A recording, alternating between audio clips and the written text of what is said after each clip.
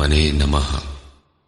यथार्थ गीता श्रीमद् भगवत गीता अथ द्वितीयो अध्यायः।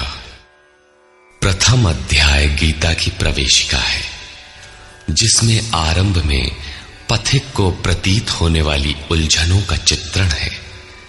लड़ने वाले संपूर्ण कौरव पांडव थे, किंतु संशय का पात्र मात्र अर्जुन है। अनुराग ही अर्जुन है।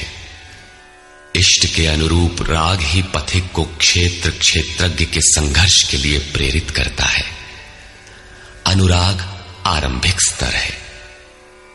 पूज्य महाराज जी कहते थे, सदगृहस्थ आश्रम में रहते हुए ग्लानि होने लगे, अश्रुपात होता हो, कंठ अवरुद्ध होता हो, तो समझना कि यहीं से भजन आरंभ हो गया। अनुराग में ये सब कुछ आ जाता है। उसमें धर्म, नियम, सत्संग, भाव सभी विद्यमान होंगे। अनुराग के प्रथम चरण में पारिवारिक मोह बाधक बनता है। पहले सभी चाहते हैं कि हम उस परम सत्य को प्राप्त कर लें, किंतु आगे बढ़ने पर वो देखता है कि इन मधुर संबंधों का उच्छेद करना होगा। तब हताश हो जाता है। वो पहले से जो कुछ धर्म कर्म मानकर करता था, उतने में ही संतोष करने लगता है। अपने मोह की पुष्टि के लिए वो प्रचलित रूढ़ियों का प्रमाण भी प्रस्तुत करता है, जैसा अर्जुन ने किया कि कुल धर्म सनातन है। युद्ध से सनातन धर्म का लोप होगा, कुल क्षय होगा, स्वैराचार फैलेगा। ये अर्जुन का उत्तर नहीं था, बल्कि सद्गुरु के सान्निध्य से पूर्व की अपनाई गई एक कुरीति मात्र थी। इन्हीं कुरीतियों में फंसकर मनुष्य पृथक पृथक धर्म, अनेक संप्रदाय, छोटे बड़े गुट और असंख्य जातियों की रचना कर लेता है। कोई नाक दबाता है, कोई कान फाड़ता है। किसी के छूने से धर्म नष्ट होता है, तो कहीं रोटी पानी से धर्म नष्ट होता है। तो क्या अछूत या छूने वालों का दोष है? कदापि नहीं। दोष हमारे भ्रमदाताओं का है। धर्म के नाम पर हम कुरीति के शिकार हैं, इसलिए दोष हमारा है। महात्मा बुद्ध के समय में केश कंबल एक संप्रदाय था, जिसमें केश को बढ़ाकर कंबल की तरह प्रयोग करने को पूर्णता का मानदंड माना जाता था। कोई गोव्रतिक गाय की भांति रहने वाला था, तो कोई कुक्कुरव्रतिक कुत्ते की तरह खाने पीने रहने वाला था। ब्रह्म विद्या का इनसे कोई संबंध नहीं है। संप्रदाय और कुरीतियां पहले भी थीं, आज भी हैं। ठीक इसी प्रकार कृष्ण काल में भी संप्रदाय थे, कुरीतियां थीं। उनमें से एकाध कुरीति का शिकार अर्जुन भी था। उसने 4 तर्क प्रस्तुत किए। 1, ऐसे युद्ध से सनातन धर्म नष्ट हो जाएगा। 2, वर्ण संकर पैदा होगा। 3, पिंडोदक क्रिया लोप होगी। और 4, हम लोग कुलक्षय द्वारा महान पाप करने को उद्यत हुए हैं। इस पर योगेश्वर श्री कृष्ण ने कहा। संजय उवाच।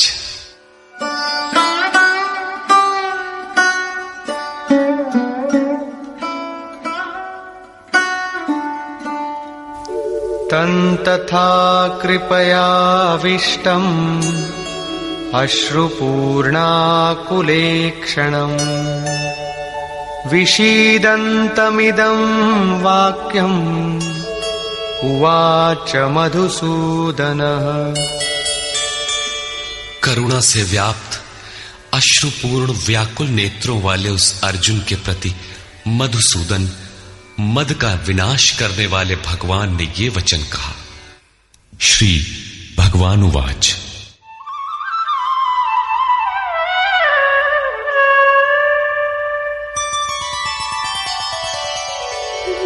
कुतस्त्वाकश्मलमिदम्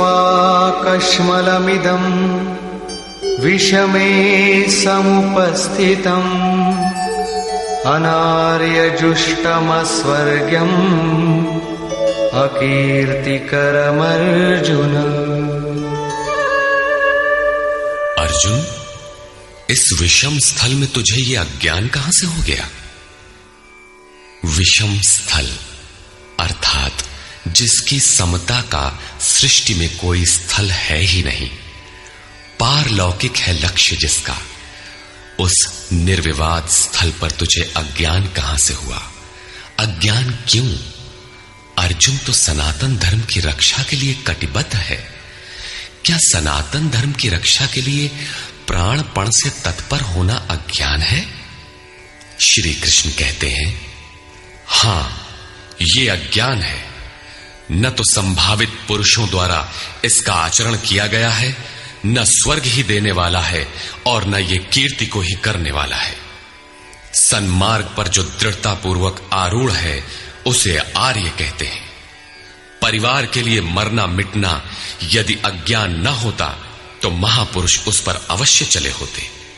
यदि कुल धर्म ही सत्य होता तो स्वर्ग और कल्याण की निःश्रेणी अवश्य बनता। ये कीर्तिदायक भी नहीं है। मीरा भजन करने लगी तो लोग कहें मीरा भई बावरी, सास कहे कुल नाशी रे। जिस परिवार, कुल और मर्यादा के लिए मीरा की सास बिलख रही थी, आज उस कुलवंती सास को कोई नहीं जानता। मीरा को विश्व जानता है। ठीक इसी प्रकार परिवार के लिए जो परेशान हैं, उनकी भी कीर्ति कब तक रहेगी? जिसमें कीर्ति नहीं, कल्याण नहीं, श्रेष्ठ पुरुषों ने भूल कर भी जिसका आचरण नहीं किया, तो सिद्ध है कि वो अज्ञान है। अतः क्लैब्यमास्मगमः पार्थ नैतत्त्वय्युपपद्यते, क्षुद्रं हृदय दौर्बल्यं त्यक्त्वोत्तिष्ठ परन्तप। अर्जुन, नपुंसकता को मत प्राप्त हो। क्या अर्जुन नपुंसक था? क्या आप पुरुष हैं? नपुंसक वो है जो पौरुष से हीन हो। सब अपनी समझ से पुरुषार्थ ही तो करते हैं। किसान रात दिन खून पसीना एक करके खेत में पुरुषार्थ ही तो करता है। कोई व्यापार में पुरुषार्थ समझता है तो कोई पद का दुरुपयोग करके पुरुषार्थी बनता है। जीवन भर पुरुषार्थ करने पर भी खाली हाथ जाना पड़ता है। स्पष्ट है कि ये पुरुषार्थ नहीं है। शुद्ध पुरुषार्थ है आत्मदर्शन। गार्गी ने याज्ञवल्क्य से कहा, नपुंसक पुमान ज्ञेयो यो न वेत्ति हृदि स्थितम पुरुषम स्वप्रकाशम तस्मानंदात्मानमव्ययम्। वो पुरुष होते हुए भी नपुंसक है जो हृदयस्थ आत्मा को नहीं पहचानता। वो आत्मा ही पुरुष स्वरूप, स्वयं प्रकाश, उत्तम आनंद युक्त और अव्यक्त है। उसे पाने का प्रयास ही पौरुष है। अर्जुन, तू नपुंसकता को न प्राप्त हो, ये तेरे योग्य नहीं है। हे परम तप, हृदय की इस क्षुद्र दुर्बलता को त्याग कर युद्ध के लिए खड़ा हो। इस पर अर्जुन ने तीसरा प्रश्न प्रस्तुत किया। अर्जुन उवाच,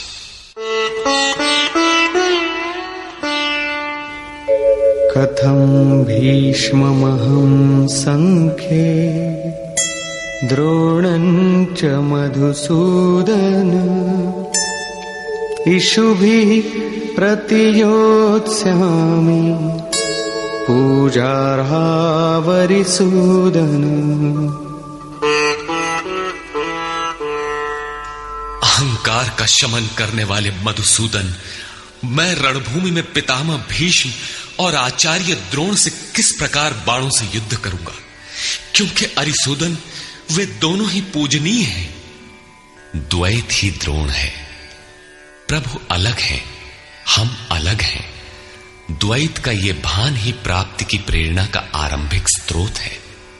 यही द्रोणाचार्य का गुरुत्व है। भ्रम ही भीष्म है।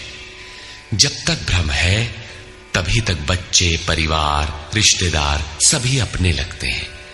अपना लगने में भ्रम ही माध्यम है।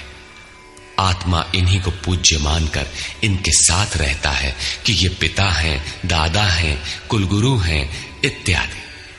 साधन के पूर्ति काल में गुरु न चेला, पुरुष अकेला। न बंधुर न मित्रम गुरुर्नैव शिष्यः चिदानंद रूपः शिवोहम शिवोहम।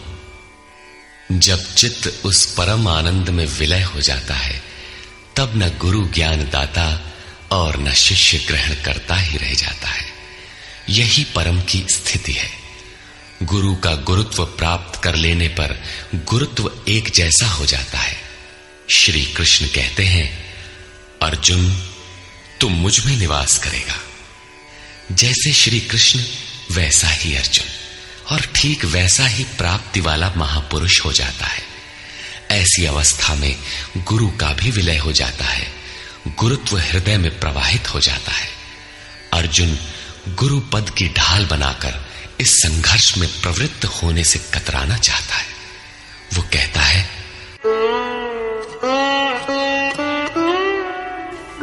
गुरून् हत्वा हि महानुभावान् श्रेयो भोक्तुम् भैक्षमपीह लोके हत्वार्थकामास्तु गुरूनिहैव भुञ्जीय भोगान् रुधिरप्रदिग्धान्।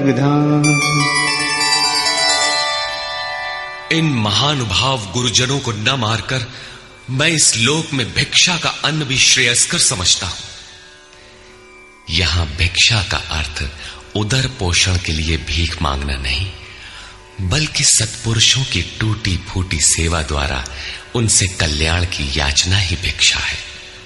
अन्नम ब्रह्मेति व्यजानात्।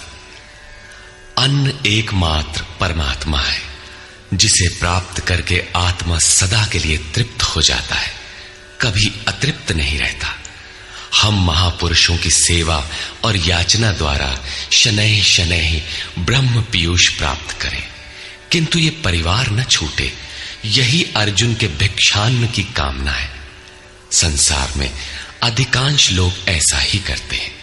वे चाहते हैं कि पारिवारिक स्नेह संबंध न मारना पड़े और मुक्ति भी शनैः शनैः मिल जाए, किंतु चलने वाले पथिक के लिए, जिसके संस्कार इनसे ऊपर हैं, जिसमें संघर्ष की क्षमता है, स्वभाव में क्षत्रियत्व प्रवाहित है, उसके लिए इस भिक्षान्न का विधान नहीं है। स्वयं न करके याचना करना भिक्षान्न है। गौतम बुद्ध ने भी मध्यम निकाय के धम्म दायाद सुत्त में इस भिक्षान्न की आमिष दायाद कहकर उसे हेय माना है, जबकि शरीर यापन से सभी भिक्षु थे। इन गुरुजनों को मारकर मिलेगा क्या? इस लोक में रुधिर से सने अर्थ और काम के भोग ही तो भोगने को मिलेंगे। अर्जुन कदाचित सोचता था कि भजन से भौतिक सुखों की मात्रा में अभिवृद्धि होगी। इतना संघर्ष झेलने के बाद भी इस शरीर के पोषक अर्थ और काम के भोग ही तो मिलेंगे। वो पुनः तर्क देता है,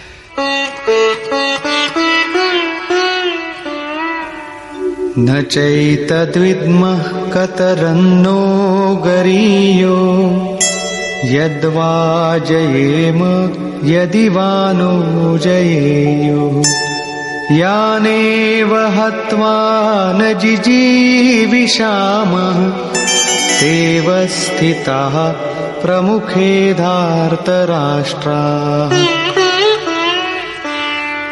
ये भी निश्चित नहीं है कि वो भोग मिलेगा ही। ये भी हम नहीं जानते कि हमारे लिए क्या करना श्रेयस्कर है, क्योंकि जो कुछ हमने कहा वो अज्ञान प्रमाणित हो गया।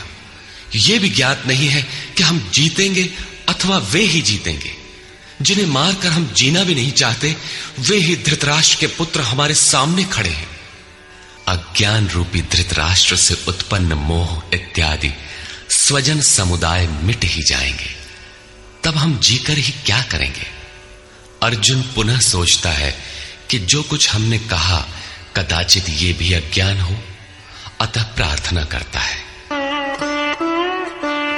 कार्पण्य दोषोपहत स्वभावः पृच्छामि त्वां धर्म सम्मूढचेताः यच्छ्रेयस्यान्निश्चितं ब्रूहि तन्मे शिष्यस्तेऽहं शाधि मां त्वां प्रपन्नम्।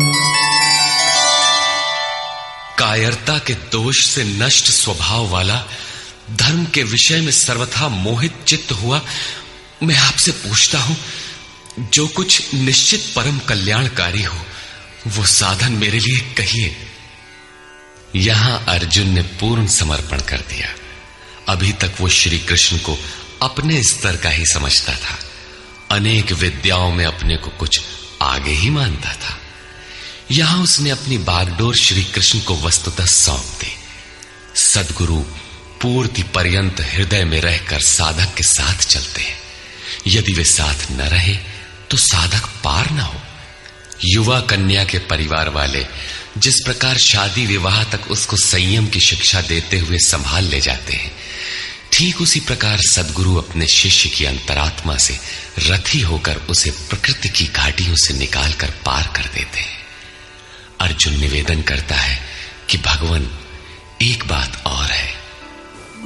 नहि प्रपश्यामि ममापनुद्यात् यच्छोकमुच्छोषणमिन्द्रियाणाम् अवाप्य भूमावसपत्नमृद्धम् राज्यं सुराणामपि चाधिपत्यम्। भूमि पर निष्कंटक धन धान्य संपन्न राज्य को और देवताओं के स्वामीपन इंद्र पद को पाकर भी मैं उस उपाय को नहीं देखता जो मेरी इंद्रियों को सुखाने वाले शोक को दूर कर सके। जब शोक बना ही है तो ये सब लेकर ही मैं क्या करूंगा? यदि इतना ही मिलना है तो क्षमा करे। अर्जुन ने सोचा, अब इसके आगे बतावेंगे भी क्या? संजय उवाच। एवमुक्त्वा ऋषिकेशं गुडाकेशः परन्तप न योत्स्यैति गोविन्दम् उक्त्वा तूष्णीं बभूवः। संजय बोला, हे राजन, मोह निशाजयी अर्जुन ने हृदय के सर्वज्ञ श्री कृष्ण से ये कहकर कि गोविंद, मैं युद्ध नहीं करूंगा, चुप हो गया। अभी तक अर्जुन की दृष्टि पौराणिक है, जिसमें कर्म कांडों के साथ भोगों की उपलब्धि का विधान है, जिसमें स्वर्ग ही सब कुछ माना जाता है, जिस पर श्री कृष्ण प्रकाश डालेंगे कि ये विचारधारा भी गलत है। तमुवाच ऋषिकेशः प्रहसन्निव भारत सेनयोरुभयोर्मध्ये विषीदन्तमिदं वचः। उसके उपरांत हे भरतवंशी धृतराष्ट्र, अंतर्यामी योगेश्वर श्री कृष्ण ने दोनों सेनाओं के बीच में उस शोक युक्त अर्जुन को हंसते हुए से ये वचन कहा। श्री भगवान उवाच। अशोचानन्वशोचस्त्वं प्रज्ञावादांश्च भाषसे गतासून गतासूंश्च नानुशोचन्ति पंडिताः। अर्जुन, तू न शोक करने योग्यों के लिए शोक करता है और पंडितों के से वचन कहता है, किंतु बुद्धि संपन्न पंडित जन जिनके प्राण चले गए हैं उनके लिए तथा जिनके प्राण नहीं गए हैं उनके लिए भी शोक नहीं करते। तू पंडितों जैसी बातें भर करता है, वस्तुतः ज्ञाता है नहीं, क्योंकि न त्वेवाहं जातुनासं न त्वन्नेमे जनाधिपाः न चैव न भविष्यामः सर्वे वयमतः परम्। न तो ऐसा ही है कि मैं अर्थात सद्गुरु किसी काल में नहीं था, अथवा तू अनुरागी अधिकारी अथवा जनाधिपाह राजा लोग अर्थात राजसी वृत्ति में पाए जाने वाला अहम नहीं था, और न ऐसा ही है कि आगे हम सब नहीं रहेंगे। सद्गुरु सदैव रहता है, अनुरागी सदैव रहते हैं। यहां योगेश्वर ने योग की अनादिता पर प्रकाश डालते हुए भविष्य में भी उसकी विद्यमानता पर बल दिया। मरने वालों के लिए शोक न करने के लिए कारण बताते हुए उन्होंने कहा,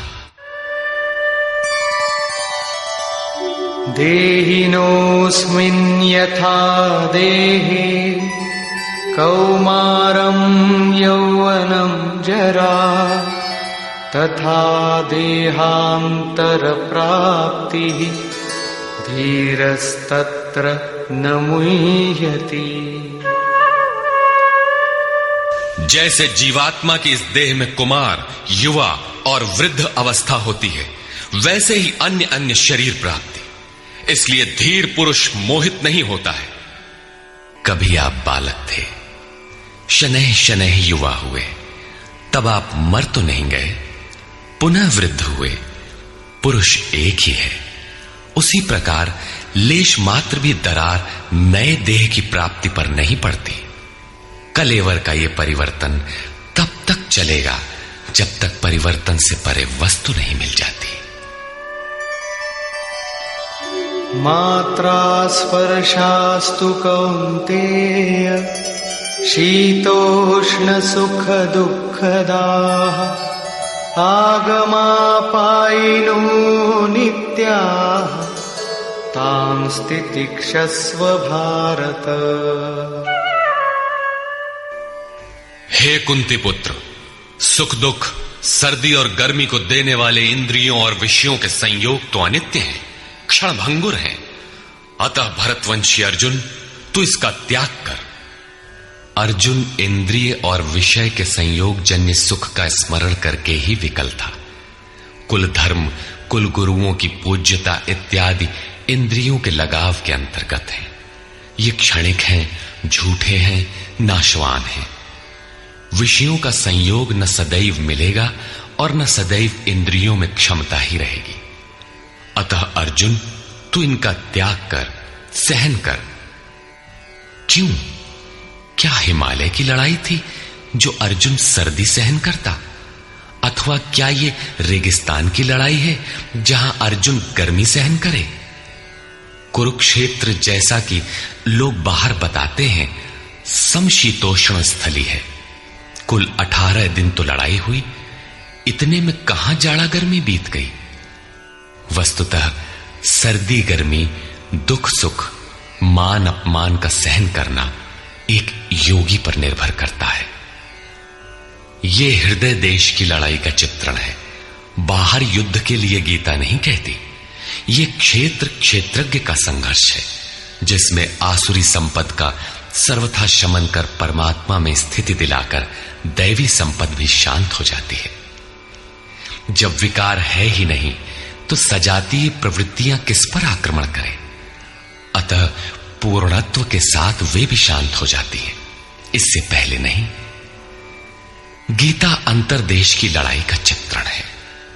इस त्याग से मिलेगा क्या? इससे लाभ क्या है? इस पर श्री कृष्ण कहते हैं, यं हि न व्यथयन्त्येते पुरुषं पुरुषर्षभ समदुःखसुखं धीरं सोमृतत्वाय कल्पते। क्योंकि हे पुरुष श्रेष्ठ, दुख सुख को समान समझने वाले जिस धीर पुरुष को इंद्रियों और विषयों के संयोग व्यथित नहीं कर पाते, वो मृत्यु से परे अमृत तत्व की प्राप्ति के योग्य हो जाता है।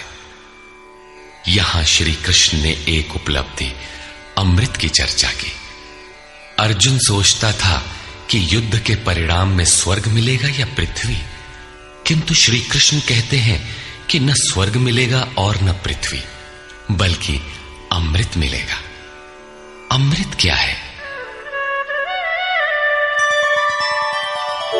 नासतो विद्यते भावो ना भावो विद्यते सतः उभयोरपि दृष्टोऽन्तः त्वनयोस्तत्त्वदर्शिभिः। अर्जुन, असत वस्तु का अस्तित्व नहीं है, वो है ही नहीं, उसे रोका नहीं जा सकता, और सत्य का तीनों काल में अभाव नहीं है, उसे मिटाया नहीं जा सकता। अर्जुन ने पूछा, क्या भगवान होने के नाते आप कहते हैं? श्री कृष्ण ने बताया, मैं तो कहता ही हूं। इन दोनों का यह अंतर हमारे साथ साथ तत्वदर्शियों द्वारा भी देखा गया है। श्री कृष्ण ने वही सत्य दोहराया जो तत्वदर्शियों ने कभी देख लिया था। श्री कृष्ण भी एक तत्वदर्शी महापुरुष थे। परम तत्व परमात्मा का प्रत्यक्ष दर्शन करके उसमें स्थिति वाले तत्वदर्शी कहलाते हैं। सत और असत हैं क्या? इस पर कहते हैं, अविनाशी तु तद्विद्धि येन सर्वमिदं ततम् विनाशमव्ययस्यास्य न कश्चित् कर्तुमर्हति। नाश रहित तो वो है जिससे यह संपूर्ण जगत व्याप्त है। इस अव्ययस्य अविनाशी का विनाश करने में कोई समर्थ नहीं है। किंतु इस अविनाशी अमृत का नाम क्या है? वो है कौन? अन्तवन्त इमे देहा नित्यस्योक्ताः शरीरिणः अनाशिनो प्रमेयस्य तस्माद्युध्यस्व भारत। अविनाशी, अप्रमेय, नित्य स्वरूप आत्मा के ये सभी शरीर नाशवान कहे गए हैं। इसलिए भरतवंशी अर्जुन, तू युद्ध कर। आत्मा ही अमृत है, आत्मा ही अविनाशी है, जिसका तीनों कालों में नाश नहीं होता। आत्मा ही सत है, शरीर नाशवान है। यही असत है जिसका तीनों कालों में अस्तित्व नहीं है। शरीर नाशवान है, इसलिए तू युद्ध कर। इस आदेश से यह स्पष्ट नहीं होता कि अर्जुन केवल कौरवों को मारे। पांडव पक्ष में भी तो शरीर ही खड़े थे। क्या पांडव के शरीर अविनाशी थे? यदि शरीर नाशवान है तो श्री कृष्ण किसकी रक्षा में खड़े थे? क्या अर्जुन कोई शरीरधारी था? शरीर जो असत है, जिसका अस्तित्व नहीं है, जिसे रोका नहीं जा सकता, क्या श्री कृष्ण उस शरीर की रक्षा में खड़े हैं? यदि ऐसा है तो वे भी अविवेकी और मूढ़ हैं, क्योंकि आगे श्री कृष्ण स्वयं कहते हैं कि जो केवल शरीर के लिए ही पचता है, श्रम करता है, वो अविवेकी और मूढ़ बुद्धि है। वो पापायु पुरुष व्यर्थ ही जीता है। अंततः अर्जुन कौन था? वस्तुतः अनुराग ही अर्जुन है। अनुरागी के लिए इष्ट सदैव रथी बनकर साथ में रहते हैं, सखा की भांति उसका मार्गदर्शन करते हैं। आप शरीर नहीं है। शरीर तो आवरण है, रहने का मकान है। उसमें रहने वाला अनुराग पूरित आत्मा है। भौतिक युद्ध, मारने काटने से शरीरों का अंत नहीं होता। ये शरीर छूटेगा तो आत्मा दूसरा शरीर धारण कर लेगा। इसी संदर्भ में श्री कृष्ण कह चुके हैं कि जिस प्रकार बाल्यकाल से युवा या वृद्धावस्था आती है, उसी प्रकार देहांतर की प्राप्ति होती है। शरीर काटेंगे तो जीवात्मा नया वस्त्र बदल लेगा। शरीर संस्कारों के आश्रित है और संस्कार मन पर आधारित है। मन एव मनुष्याणाम कारणम बंध मोक्षयोः।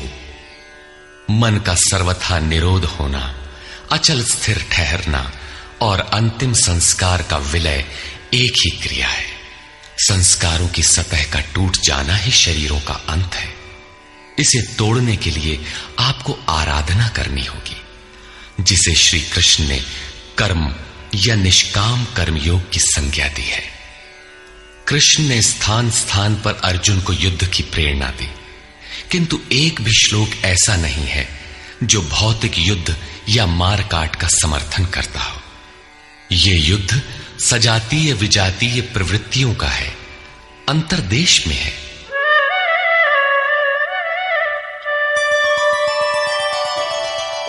य एनं वेत्ति हन्तारम् यश्चैनं मन्यते हतम् उभौ तौ न विजानीतो नायं हन्ति न हन्यते।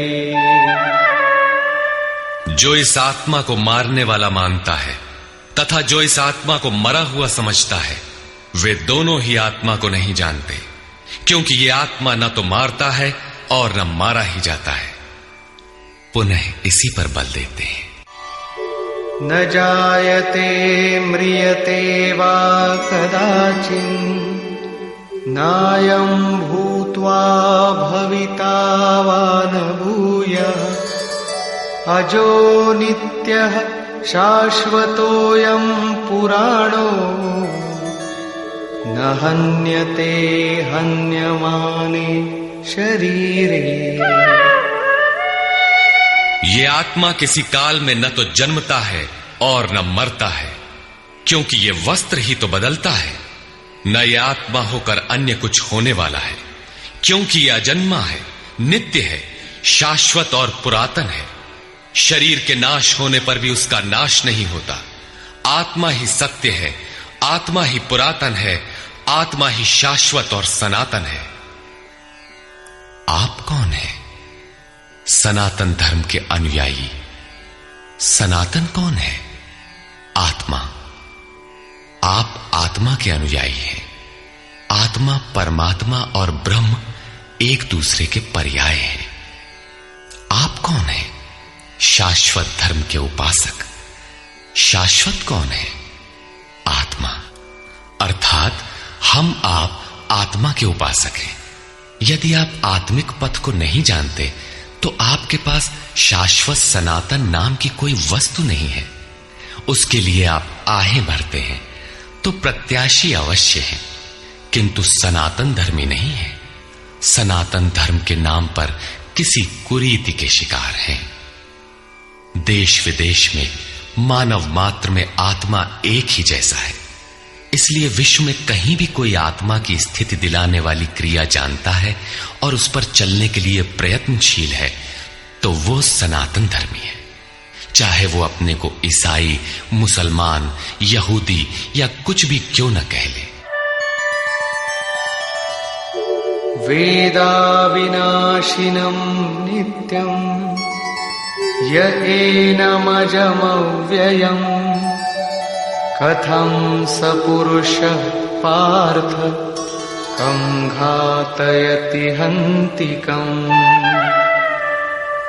पार्थिव शरीर को रथ बनाकर ब्रह्म रूपी लक्ष्य पर अचूक निशाना लगाने वाला पृथा पुत्र अर्जुन, जो पुरुष इस आत्मा को नाश रहित, नित्य, अजन्मा और अव्यक्त जानता है, वो पुरुष कैसे किसी को मरवाता है और कैसे किसी को मारता है। अविनाशी का विनाश असंभव है। अजन्मा जन्म नहीं लेता, अतः शरीर के लिए शोक नहीं करना चाहिए। इसी को उदाहरण से स्पष्ट करते हैं।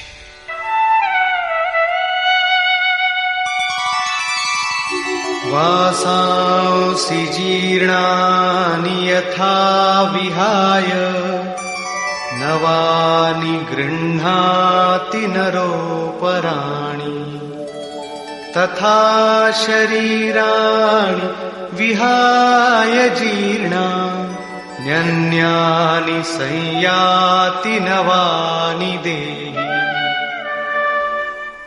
जैसे मनुष्य जीर्णानि वासांसि, जीर्ण शीर्ण पुराने वस्त्रों को त्याग कर नए वस्त्रों को ग्रहण करता है, ठीक वैसे ही ये जीवात्मा पुराने शरीरों को त्याग कर दूसरे नए शरीरों को धारण करता है। जीर्ण होने पर ही नया शरीर धारण करना है तो शिशु क्यों मर जाते हैं? ये वस्त्र तो और विकसित होना चाहिए। वस्तुतः ये शरीर संस्कारों पर आधारित है। जब संस्कार जीर्ण होते हैं तो शरीर छूट जाता है। यदि संस्कार 2 दिन का है तो दूसरे दिन ही शरीर जीर्ण हो गया। इसके बाद मनुष्य एक श्वास भी अधिक नहीं जीता। संस्कार ही शरीर है। आत्मा संस्कारों के अनुसार नया शरीर धारण कर लेता है। अथा खलु ऋतुमयः पुरुषः यथा इहैव तथैव प्रेत्य भवति कृतं लोकम पुरुषोऽभिजायते। अर्थात ये पुरुष निश्चय ही संकल्पमय है। इस लोक में पुरुष जैसा निश्चय वाला होता है वैसा ही यहां से मरकर जाने पर होता है। अपने संकल्प से बनाए हुए शरीरों में पुरुष उत्पन्न होता है। इस प्रकार मृत्यु शरीर का परिवर्तन मात्र है। आत्मा नहीं मरता। पुनः इसकी अजरता अमरता पर बल देते हैं। नैनं छिन्दन्ति शस्त्राणि नैनं दहति पावकः न चैनं क्लेदयन्त्यापो न शोषयति मारुतः। अर्जुन, इस आत्मा को शस्त्रादि नहीं काटते। अग्नि इसे जला नहीं सकता, जल इसे गीला नहीं कर सकता और न वायु इसे सुखा ही सकता है।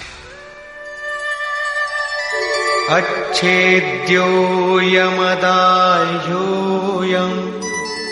अक्लेद्यो शोष्यैव च नित्यः सर्वगतः स्थाणुः अचलोऽयं सनातनः। ये आत्मा अच्छेद्य है, इसे छेदा नहीं जा सकता। ये अदाह्य है, इसे जलाया नहीं जा सकता। ये अक्लेद्य है, इसे गीला नहीं किया जा सकता। आकाश इसे अपने में समाहित नहीं कर सकता। ये आत्मा निसंदेह अशोष्य, सर्वव्यापक, अचल, स्थिर रहने वाला और सनातन है। अर्जुन ने कहा था कि कुल धर्म सनातन है। ऐसा युद्ध करने से सनातन धर्म नष्ट हो जाएगा, किंतु श्री कृष्ण ने इसे अज्ञान माना और आत्मा को ही सनातन बताया। आप कौन हैं? सनातन धर्म के अनुयायी। सनातन कौन है? आत्मा। यदि आप आत्मा पर्यंत दूरी तय करने वाली विधि विशेष से अवगत नहीं हैं, तो आप सनातन धर्म नहीं जानते। इसका कुपरिणाम सांप्रदायिकता में फंसे धर्म भीरू लोगों को भोगना पड़ रहा है। जब मैटर क्षेत्र में पैदा होने वाली कोई वस्तु इस सनातन का स्पर्श नहीं कर सकती, तो छूने खाने से सनातन धर्म नष्ट कैसे हो सकता है? यह धर्म नहीं, एक कुरीति परिस्थिति थी जिससे भारत में सांप्रदायिक वैमनस्य बढ़ा और राष्ट्रीय एकता की आज भी समस्या बनी हुई है। धर्म की शरण हम क्यों जाते हैं? क्योंकि हम मरण धर्मा हैं और धर्म कोई ठोस चीज है जिसकी शरण जाकर हम भी अमर हो जाएं। हम तो मारने से मरेंगे और ये धर्म केवल छूने और खाने से मर जाएगा, तो हमारी क्या रक्षा करेगा? धर्म तो आपकी रक्षा करता है, आपसे शक्तिशाली है। आप तलवार से मरेंगे और धर्म वो छूने से नष्ट हो गया। कैसा है आपका धर्म? कुरीतियां नष्ट होती हैं, न कि सनातन। सनातन तो ऐसी ठोस वस्तु है जिसे शस्त्र नहीं काटते, अग्नि जला नहीं सकता, जल इसे गीला नहीं कर सकता। खान पान तो दूर, प्रकृति में उत्पन्न कोई वस्तु उसका स्पर्श भी नहीं कर पाती, तो वो सनातन नष्ट कैसे हो गया? ऐसी ही कतिपय कुरीतियां अर्जुन काल में भी थी। उनका शिकार अर्जुन भी था। उसने विलाप करते हुए गिड़गिड़ाकर कहा कि कुल धर्म सनातन है। युद्ध से सनातन धर्म नष्ट हो जाएगा। कुल धर्म नष्ट होने से हम अनंत काल तक नरक में चले जाएंगे। किंतु श्री कृष्ण ने कहा, तुझे ये अज्ञान कहां से उत्पन्न हो गया? सिद्ध है कि वो कोई कुरीति थी। तभी तो श्री कृष्ण ने उसका निराकरण किया और बताया कि आत्मा ही सनातन है। यदि आप आत्मिक पथ नहीं जानते तो सनातन धर्म में आपका अभी तक प्रवेश नहीं हुआ है। जब यह सनातन शाश्वत आत्मा सबके अंदर व्याप्त है तो खोजा किसे जाए? इस पर श्री कृष्ण कहते हैं, अव्यक्तोऽयमचिन्त्योऽयम् अविकार्योऽयमुच्यते तस्मादेवं विदित्वैनं नानुशोचितुमर्हसि। ये आत्मा अव्यक्त अर्थात इंद्रियों का विषय नहीं है। इंद्रियों के द्वारा इसे समझा नहीं जा सकता। जब तक इंद्रियों और विषयों का संयोग है तब तक आत्मा तो है, किंतु उसे समझा नहीं जा सकता। वो अचिंत्य है। जब तक चित्त और चित्त की लहर है तब तक वो शाश्वत है तो, किंतु हमारे दर्शन, उपभोग और प्रवेश के लिए नहीं है। अतः चित्त का निरोध करे। पीछे श्री कृष्ण बता आए हैं कि असत वस्तु का अस्तित्व नहीं है और सत का तीनों कालों में अभाव नहीं है। वो सत है आत्मा। आत्मा ही अपरिवर्तनशील, शाश्वत, सनातन और अव्यक्त है। तत्वदर्शियों ने आत्मा को इन विशेष गुणधर्मों से युक्त देखा। न 10 भाषाओं के ज्ञाता ने देखा, न किसी समृद्धशाली ने देखा, बल्कि तत्वदर्शियों ने देखा। श्री कृष्ण ने आगे बताया कि तत्व है परमात्मा। मन के निरोध काल में साधक उसका दर्शन और उसमें प्रवेश पाता है। प्राप्ति काल में भगवान मिलते हैं और दूसरे ही क्षण वो अपने आत्मा को ईश्वरीय गुणधर्मों से विभूषित देखता है। वो देखता है कि आत्मा ही सत्य, सनातन और परिपूर्ण है। ये आत्मा अचिंत्य है। ये विकार रहित अर्थात न बदलने वाला कहा जाता है। अतः अर्जुन, आत्मा को ऐसा जानकर तू शोक करने योग्य नहीं है। अब श्री कृष्ण अर्जुन के विचारों में विरोधाभास दिखाते हैं, जो सामान्य तर्क है। अथ चैनं नित्यजातं नित्यं वा मन्यसे मृतं तथापि त्वं महाबाहो नैवं शोचितुमर्हसि। यदि तू इसे सदैव जन्मने वाला और सदा मरने वाला माने तब भी तुझे शोक नहीं करना चाहिए, क्योंकि जातस्य हि ध्रुवो मृत्युः ध्रुवं जन्म मृतस्य च तस्मादपरिहार्येऽर्थे न त्वं शोचितुमर्हसि। ऐसा मान लेने पर भी जन्मने वाले की निश्चित मृत्यु और मरने वाले का निश्चित जन्म सिद्ध होता है। इसलिए भी तू बिना उपाय वाले इस विषय में शोक करने लायक नहीं है। जिसका कोई इलाज नहीं, उसके लिए शोक करना एक अन्य दुख को आमंत्रित करना है। अव्यक्तादीनि भूतानि व्यक्तमध्यानि भारत अव्यक्तनिधनान्येव तत्र का परिदेवना। अर्जुन, संपूर्ण प्राणी जन्म से पहले बिना शरीर वाले और मरने के बाद भी बिना शरीर वाले हैं। जन्म के पूर्व और पश्चात भी दिखाई नहीं पड़ते। केवल जन्म मृत्यु के बीच में ही शरीर धारण किए हुए दिखाई देते हैं। अतः इस परिवर्तन के लिए व्यर्थ की चिंता क्यों करते हो? इस आत्मा को देखता कौन है?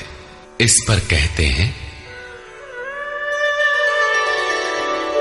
आश्चर्यवत् पश्यति कश्चिदेनम् आश्चर्यवद्वदति तथैव चान्यः आश्चर्यवच्चैनमन्यः शृणोति श्रुत्वाप्येनं वेद न चैव कश्चित्। पहले श्री कृष्ण ने कहा था कि इस आत्मा को तत्वदर्शियों ने देखा है। अब तत्व दर्शन की दुर्लभता पर प्रकाश डालते हैं कि कोई विरला महापुरुष ही इस आत्मा को आश्चर्य की तरह देखता है, सुनता नहीं प्रत्यक्ष देखता है। और वैसे ही दूसरा कोई महापुरुष ही आश्चर्य की तरह इसके तत्व को कहता है। जिसने देखा है वही यथार्थ कह सकता है। दूसरा कोई विरला साधक इसे आश्चर्य की भांति सुनता है। सब सुनते भी नहीं, क्योंकि ये अधिकारी के लिए ही है। हे अर्जुन, कोई कोई तो सुनकर भी इस आत्मा को नहीं जान पाते, क्योंकि साधन पार नहीं लगता।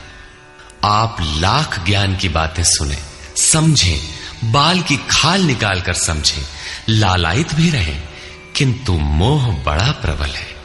थोड़ी देर बाद ही आप अपनी सांसारिक व्यवस्थाओं में लिप्त मिलेंगे।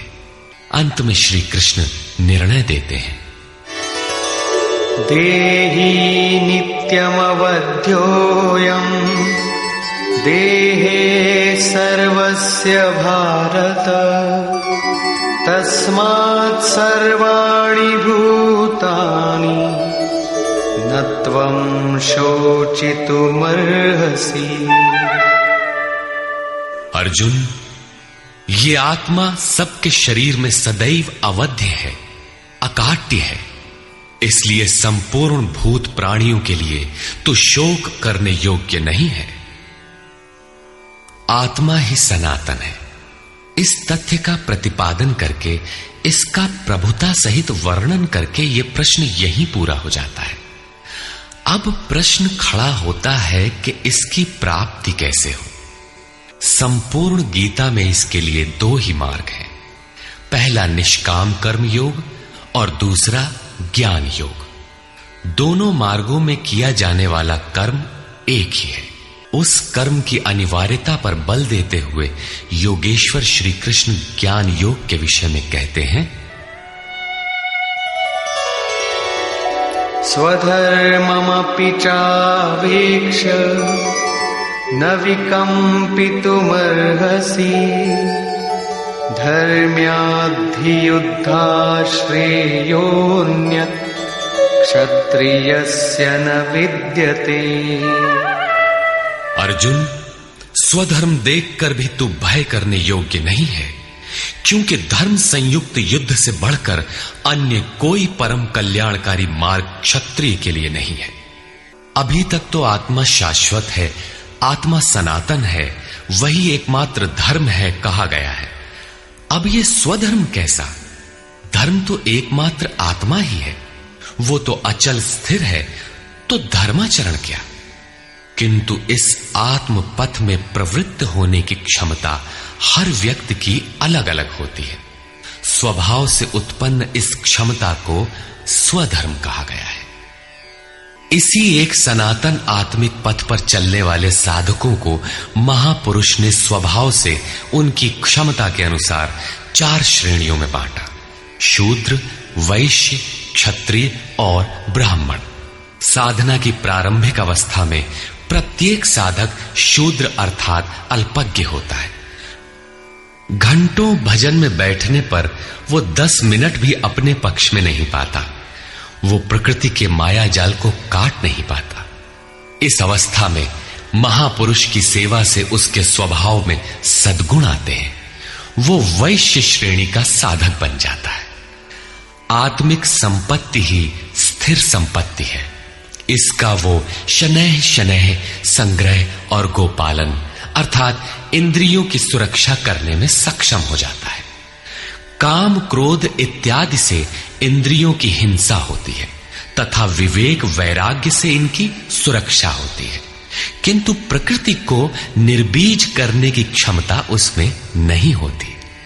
क्रमशः उन्नति करते करते साधक के अंतःकरण में तीनों गुणों को काटने की क्षमता अर्थात क्षत्रियत्व आ जाता है। इसी स्तर पर प्रकृति और उसके विकारों को नाश करने की क्षमता आ जाती है। इसलिए युद्ध यहीं से आरंभ होता है। क्रमशः साधन करके साधक ब्राह्मणत्व की श्रेणी में बदल जाता है। इस समय मन का शमन, इंद्रियों का दमन, धारावाही चिंतन, सरलता, अनुभव, ज्ञान इत्यादि लक्षण साधक में स्वाभाविक प्रवाहित होते हैं। इन्हीं के अनुष्ठान से चलकर क्रमशः वो ब्रह्म में प्रवेश पा जाता है, जहां वो ब्राह्मण भी नहीं रह जाता। विदेह राजा जनक की सभा में महर्षि याज्ञवल्क्य ने चाक्रायण, उशस्ति, कहोल, आरुणि, उद्यालक और गार्गी के प्रश्नों का समाधान करते हुए बताया कि आत्म साक्षात्कार का पूर्णतया संपादन करने वाला ही ब्राह्मण होता है। ये आत्मा ही लोक परलोक और समस्त प्राणियों को भीतर से नियमित करता है। सूर्य, चंद्रमा, पृथ्वी, जल, वायु, अग्नि, तारागण, अंतरिक्ष, आकाश एवं प्रत्येक क्षण इस आत्मा के ही प्रशासन में है। ये तुम्हारा आत्मा अंतर्यामी अमृत है। आत्मा अक्षर है, इससे भिन्न सब नाशवान है। जो कोई इसी लोक में इस अक्षर को न जानकर हवन करता है, तप करता है, हजारों वर्षों तक यज्ञ करता है, उसका ये सब कर्म नाशवान है। जो कोई भी इस अक्षर को जाने बिना इस लोक से मरकर जाता है, वो दयनीय है, कृपण है, और जो इस अक्षर को जानकर इस लोक से मरकर जाता है, वो ब्राह्मण है। अर्जुन क्षत्रिय श्रेणी का साधक है। श्री कृष्ण कहते हैं कि क्षत्रिय श्रेणी के साधक के लिए युद्ध के अतिरिक्त कोई कल्याणकारक रास्ता है ही नहीं। प्रश्न उठता है कि क्षत्रिय है क्या? प्रायः लोग इसका आशय समाज में जन्मना उत्पन्न ब्राह्मण, क्षत्रिय, वैश्य, शूद्र जातियों से लेते हैं। इन्हें ही 4 वर्ण मान लिया जाता है, किंतु नहीं। शास्त्रकार ने स्वयं बताया है कि क्षत्रिय क्या है, वर्ण क्या है। यहां उन्होंने केवल क्षत्रिय का नाम लिया और आगे 18वें अध्याय तक इस प्रश्न का समाधान प्रस्तुत किया कि वस्तुतः ये वर्ण हैं क्या और कैसे इनमें परिवर्तन होता है। श्री कृष्ण ने कहा, चातुर्वर्ण्यम मया सृष्टम, 4 वर्णों की सृष्टि मैंने की, तो क्या मनुष्यों को बांटा? श्री कृष्ण कहते हैं कि नहीं, गुण कर्म विभागशः, गुणों के माध्यम से कर्म को 4 भागों में बांटा। यह देखना है कि वो कर्म क्या है जिसे बांटा गया। गुण परिवर्तनशील है। साधना की उचित प्रक्रिया द्वारा तामसी से राजसी और राजसी से सात्विक गुणों में प्रवेश मिलता जाता है। अंततः ब्राह्मण स्वभाव बन जाता है। उस समय ब्रह्म में प्रवेश दिला देने वाली सारी योग्यताएं उस साधक में रहती हैं। वर्ण संबंधी प्रश्न यहां से आरंभ होकर 18वें अध्याय में जाकर पूर्ण होता है। श्री कृष्ण की मान्यता है, श्रेयान् स्वधर्मो विगुणः परधर्मात् स्वनुष्ठितात्। स्वभाव से उत्पन्न इस धर्म में प्रवृत्त होने की क्षमता जिस स्तर की हो, भले ही वो गुण रहित शूद्र श्रेणी की हो, तब भी परम कल्याण करती है, क्योंकि आप क्रमशः वहीं से उत्थान करते हैं। उससे ऊपर वालों की नकल करके साधक नष्ट हो जाता है। अर्जुन क्षत्रिय श्रेणी का साधक था, इसलिए श्री कृष्ण कहते हैं कि अर्जुन, अपने स्वभाव से उत्पन्न योग्यता को देखकर, इस युद्ध में प्रवृत्त होने की अपनी क्षमता को देखकर भी तू भय करने योग्य नहीं है। इससे बढ़कर दूसरा कोई कल्याणकारी कार्य क्षत्रिय के लिए नहीं। इसी पर प्रकाश डालते हुए पुनः योगेश्वर कहते हैं, यदृच्छया चोपपन्नम स्वर्गद्वारमपावृतम सुखिनः क्षत्रियाः पार्थ लभन्ते युद्धमीदृशम्। पार्थिव शरीर को ही रथ बनाकर अचूक लक्ष्य वेधी अर्जुन, स्वतः प्राप्त स्वर्ग के खुले हुए द्वार रूपी इस युद्ध को भाग्यवान क्षत्रिय ही प्राप्त करते हैं। क्षत्रिय श्रेणी के साधक में तीनों गुणों को काट देने की क्षमता रहती है। उसके लिए स्वर्ग का द्वार खुला है, क्योंकि उसमें दैवी संपद पूर्णता अर्जित रहती है। स्वर्ग में विचरने की उसमें क्षमता रहती है। यही खुला हुआ स्वर्ग का द्वार है। क्षेत्र क्षेत्रज्ञ के इस युद्ध को भाग्यवान क्षत्रिय ही पाते हैं, क्योंकि उनमें ही इस संघर्ष की क्षमता है। दुनिया में लड़ाइयां होती हैं, विश्व सिमट कर लड़ता है, प्रत्येक जाति लड़ती है, किंतु शाश्वत विजय जीतने वाले को भी नहीं मिलती। ये तो बदले हैं। जो जिसको जितना दबाता है, कालांतर में उसे भी उतना ही दबना पड़ता है। ये कैसी विजय है जिसमें इंद्रियों को सुखाने वाला शोक बना ही रहता है, अंत में शरीर भी नष्ट हो जाता है।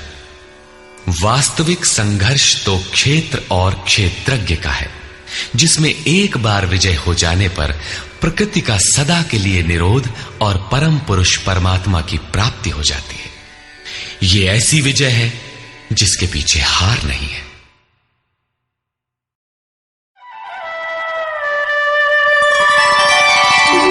अथ चेत्त्वमिमं धर्म्यं संग्रामं न करिष्यसि ततः स्वधर्मं कीर्तिं च हित्वा पापमवाप्स्यसि। और यदि तू इस धर्मयुक्त संग्राम अर्थात शाश्वत सनातन परम धर्म परमात्मा में प्रवेश दिलाने वाला धर्म युद्ध नहीं करेगा, तो स्वधर्म अर्थात स्वभाव से उत्पन्न संघर्ष करने की क्षमता, क्रिया में प्रवृत्त होने की क्षमता को खोकर पाप अर्थात आवागमन और अपकीर्ति को प्राप्त होगा। अपकीर्ति पर प्रकाश डालते हैं। अकीर्तिं चापि भूतानि कथयिष्यन्ति ते व्ययाम् संभावितस्य चाकीर्तिः मरणादतिरिच्यते। सब लोग बहुत काल तक तेरी अपकीर्ति का कथन करेंगे। आज भी पदच्युत होने वाले महात्माओं में विश्वामित्र, पाराशर, निमि, श्रृंगी इत्यादि की गणना होती है। बहुत से साधक अपने धर्म पर विचार करते हैं, सोचते हैं कि लोग हमें क्या कहेंगे। ऐसा भाव भी साधना में सहायक होता है। इससे साधना में लगे रहने की प्रेरणा मिलती है। कुछ दूरी तक यह भाव भी साथ देता है। माननीय पुरुषों के लिए अपकीर्ति मरण से भी बढ़कर होती है। भयाद्रणादुपरतम् मौस्यन्ते त्वां महारथाः येषां च त्वं बहुमतो भूत्वा यास्यसि लाघवम्। जिन महारथियों की निगाह में तू बहुत माननीय होकर अब तुच्छता को प्राप्त होगा, वे महारथी लोग तुझे भय के कारण युद्ध से उपराम हुआ मानेंगे। महारथी कौन? इस पथ पर महान परिश्रम से आगे बढ़ने वाले साधक महारथी हैं।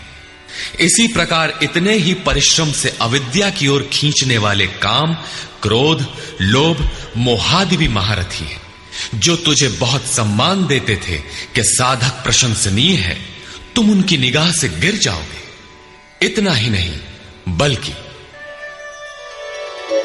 अवाच्यवादांश्च बहून् वदिष्यन्ति तवाहिताः निन्दन्तस्तव सामर्थ्यम् ततो दुःखतरं नु किम्। वैरी लोग तेरे पराक्रम की निंदा करते हुए बहुत से न कहने योग्य वचनों को कहेंगे। एक दोष आता है तो चारों ओर से निंदा और बुराइयों की झड़ी लग जाती है। न कहने योग्य वचन भी कहे जाते हैं। इससे बड़ा दुख क्या होगा?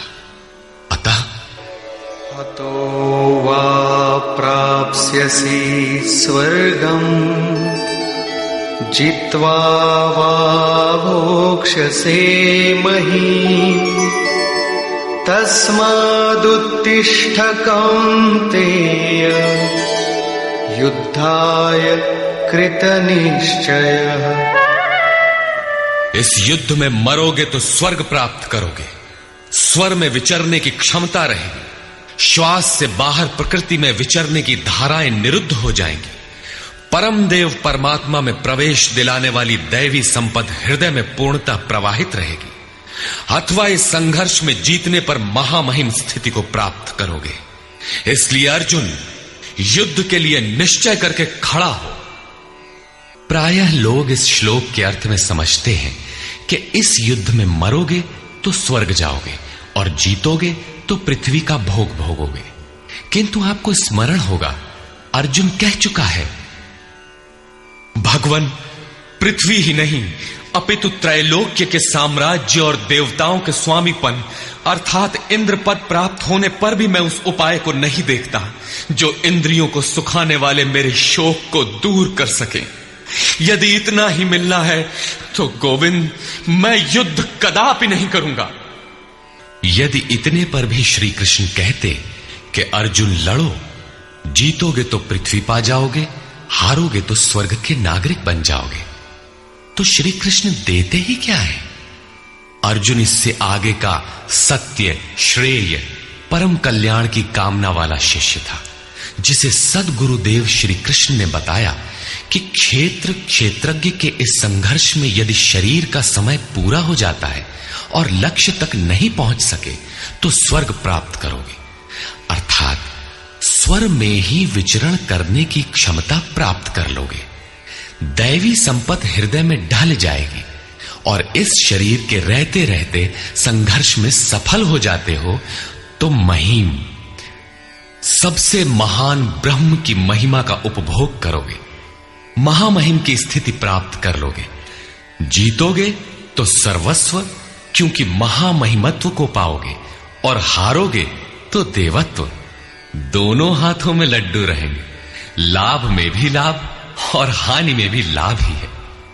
पुनः इसी पर बल देते हैं, सुख दुखे समे कृत्वा लाभालाभो जया जय ततो युद्धाय युज्यस्व नैवं पापमवाप्स्यसि।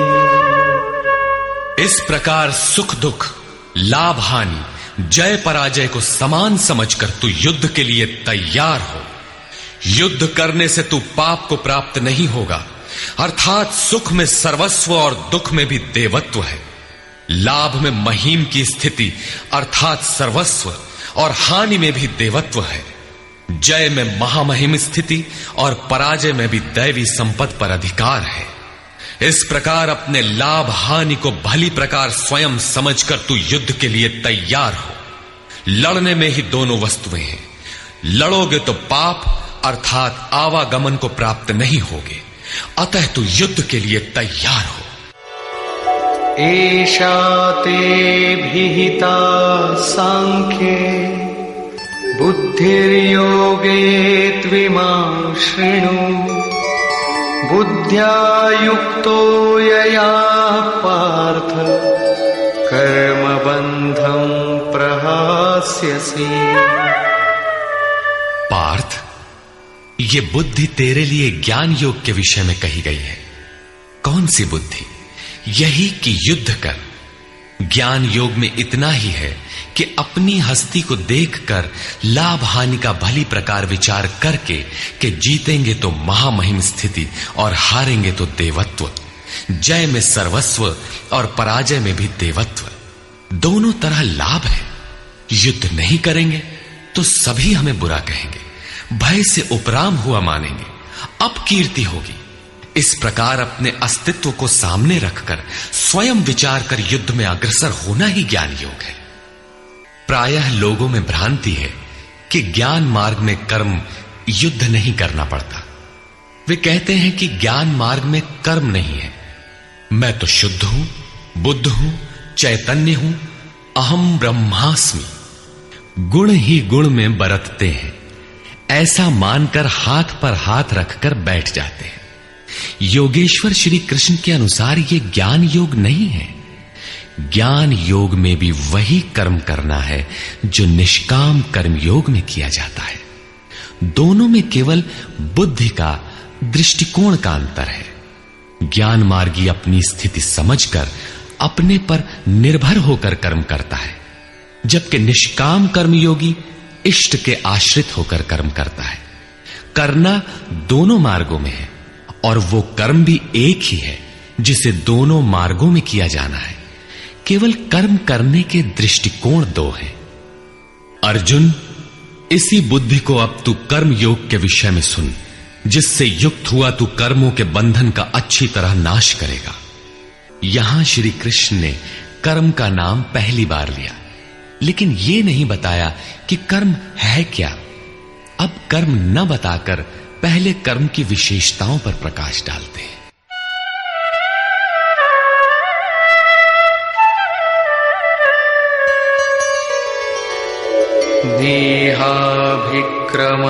देहाभिक्रमनाशोऽस्ति प्रत्यवायो न विद्यते स्वल्पमप्यस्य धर्मस्य त्रायते महतो भयात्।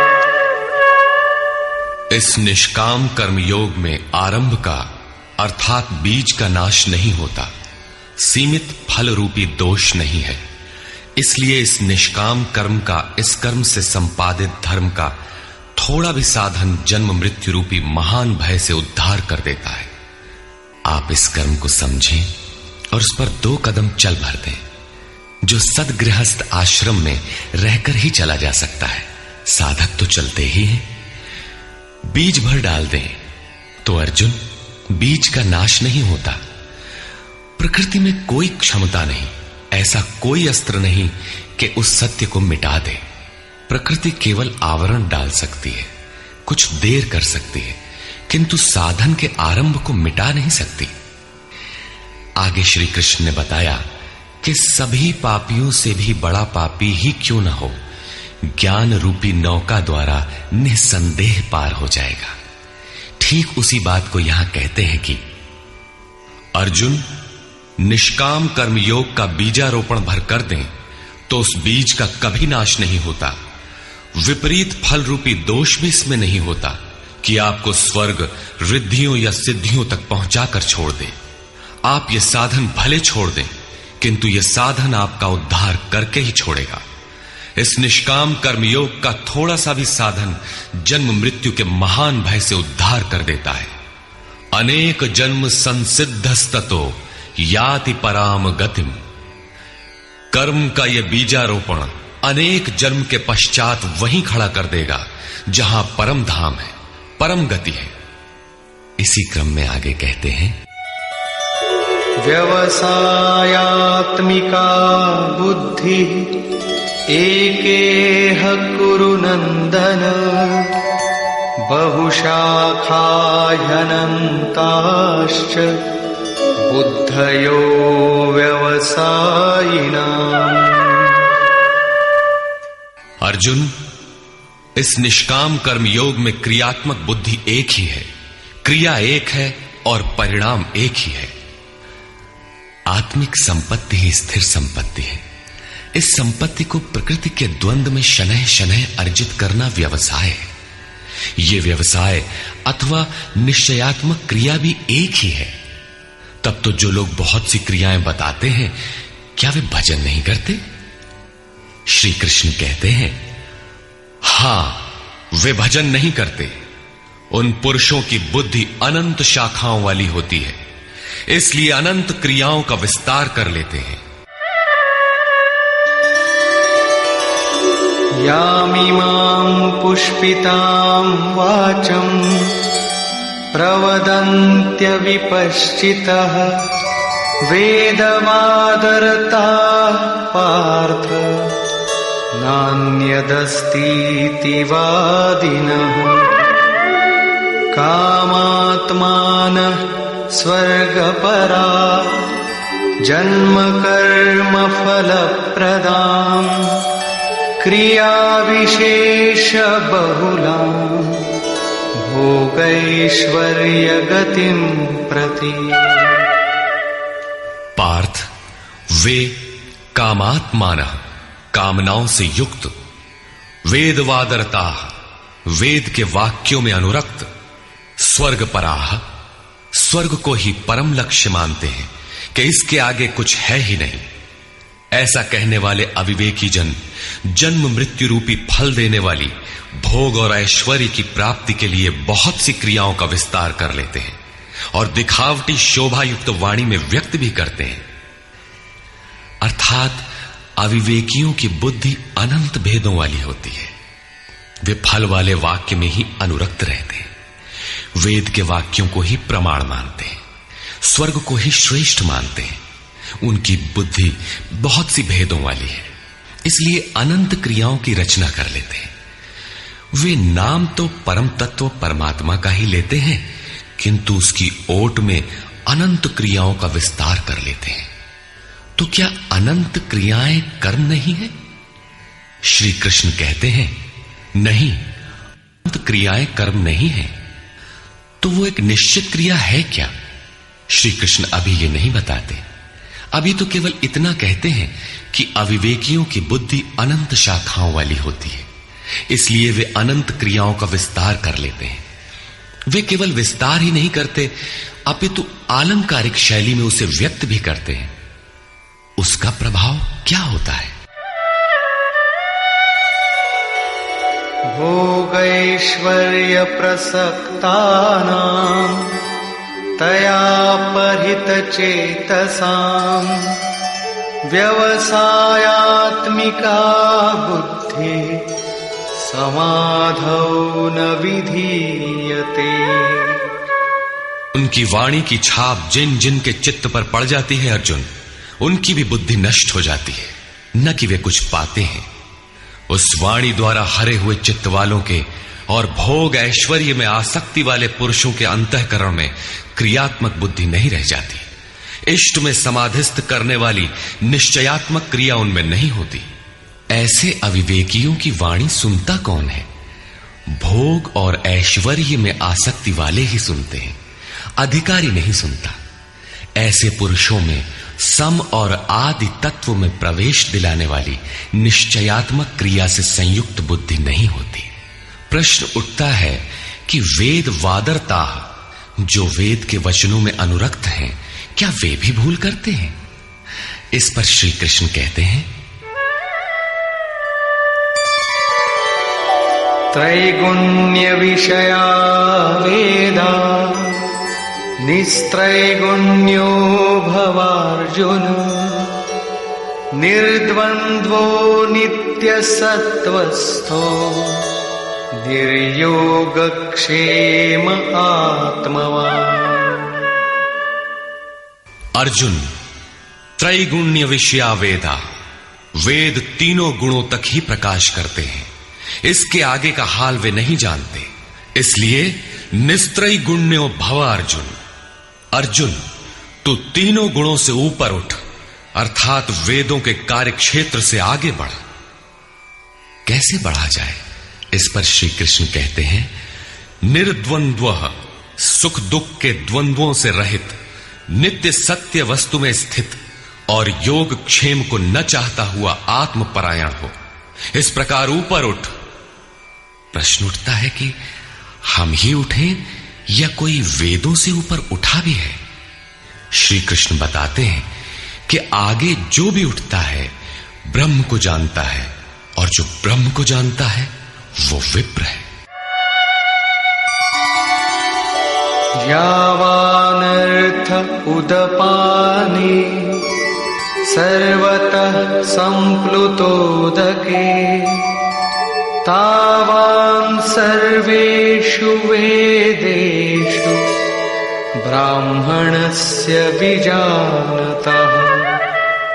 सब ओर से परिपूर्ण जलाशय को प्राप्त होने पर मनुष्य का छोटे जलाशय से जितना प्रयोजन रहता है, अच्छी प्रकार ब्रह्म को जानने वाले ब्राह्मण का वेदों से उतना ही प्रयोजन रहता है। तात्पर्य यह है कि जो वेदों से ऊपर उठता है वो ब्रह्म को जानता है, वही ब्राह्मण है। अर्थात तू वेदों से ऊपर उठ, ब्राह्मण बन। अर्जुन क्षत्रिय था। श्री कृष्ण कहते हैं कि ब्राह्मण बन।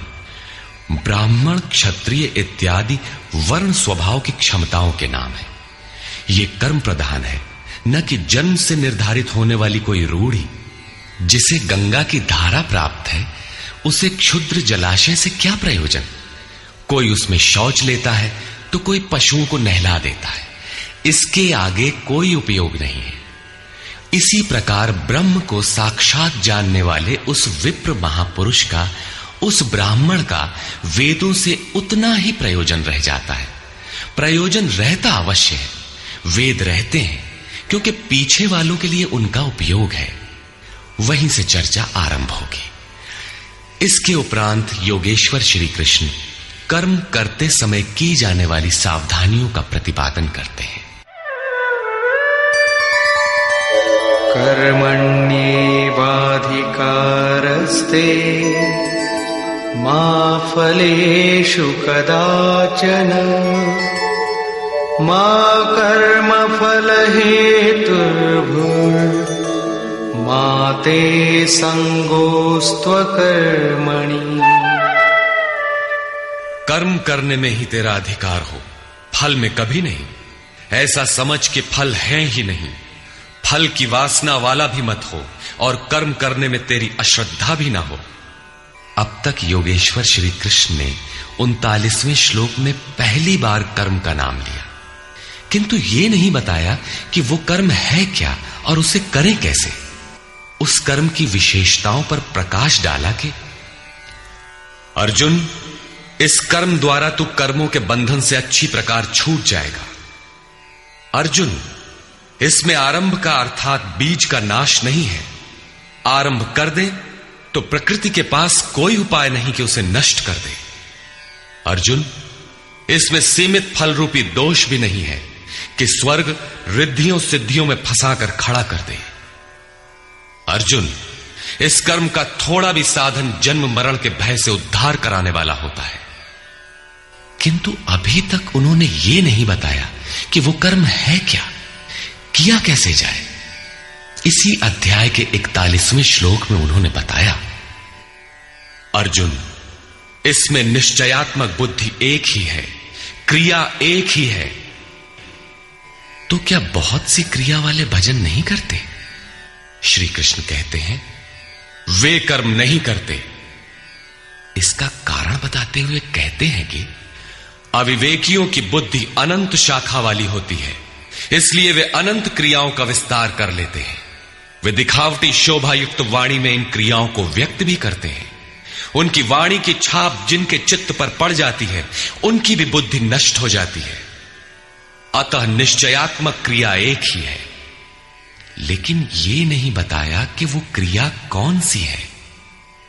47वें श्लोक में उन्होंने कहा, अर्जुन, कर्म करने में ही तेरा अधिकार है, फल में कभी नहीं।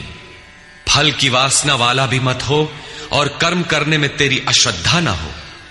अर्थात निरंतर करने के लिए उसी में लीन होकर करें। किंतु यह नहीं बताया कि वो कर्म है क्या। प्रायः इस श्लोक का उद्धरण देकर लोग कहते हैं कि कुछ भी करो, केवल फल की कामना मत करो, हो गया निष्काम कर्म योग। किंतु अभी तक श्री कृष्ण ने बताया ही नहीं कि कर्म है कौन सा जिसे करें। यहां पर केवल कर्म की विशेषताओं पर प्रकाश डाला कि कर्म देता क्या है और कर्म को करते समय बरती जाने वाली सावधानियां क्या हैं, उन पर प्रकाश डाला। प्रश्न ज्यों का त्यों बना हुआ है, जिसे योगेश्वर आगे अध्याय 3-4 में स्पष्ट करेंगे। पुनः इसी पर बल देते हैं, योगस्थः कुरु कर्माणि संगं त्यक्त्वा धनंजय सिद्ध्य सिद्ध्योः समो भूत्वा समत्वं योग उच्यते। धनंजय, आसक्ति और संग दोष को त्याग कर सिद्धि और असिद्धि में समान भाव रखकर योग में स्थित होकर कर्म कर। कौन सा कर्म? निष्काम कर्म कर। समत्वम योग उच्यते। ये समत्व भाव ही योग कहलाता है। विषमता जिसमें ना हो ऐसा भाव समत्व कहलाता है। रिद्धियां सिद्धियां विषम बनाती है, आसक्ति हमें विषम बनाती है, फल की इच्छा विषमता पैदा करती है।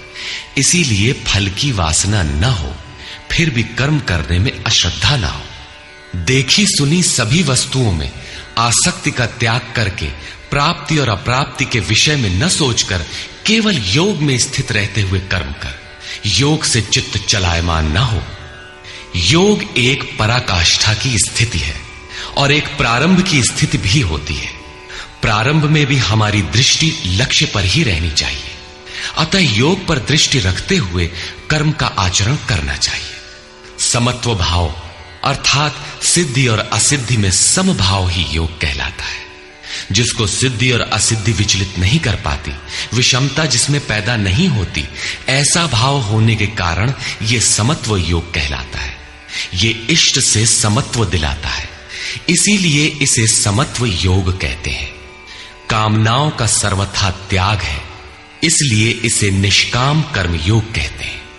कर्म करना है, इसलिए इसे कर्म योग कहते हैं। परमात्मा से मेल कराता है, इसलिए इसका नाम योग अर्थात मेल है। इसमें बौद्धिक स्तर पर ध्यान रखना पड़ता है कि सिद्धि और असिद्धि में समभाव रहे, आसक्ति न हो, फल की वासना न आने पाए।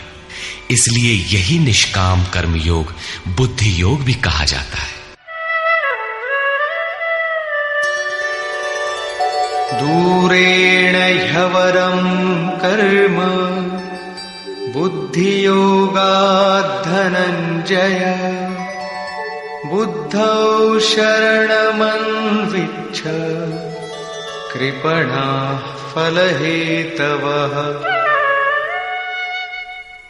धनंजय, अवरम कर्म, निकृष्ट कर्म, वासना वाले कर्म बुद्धि योग से अत्यंत दूर है।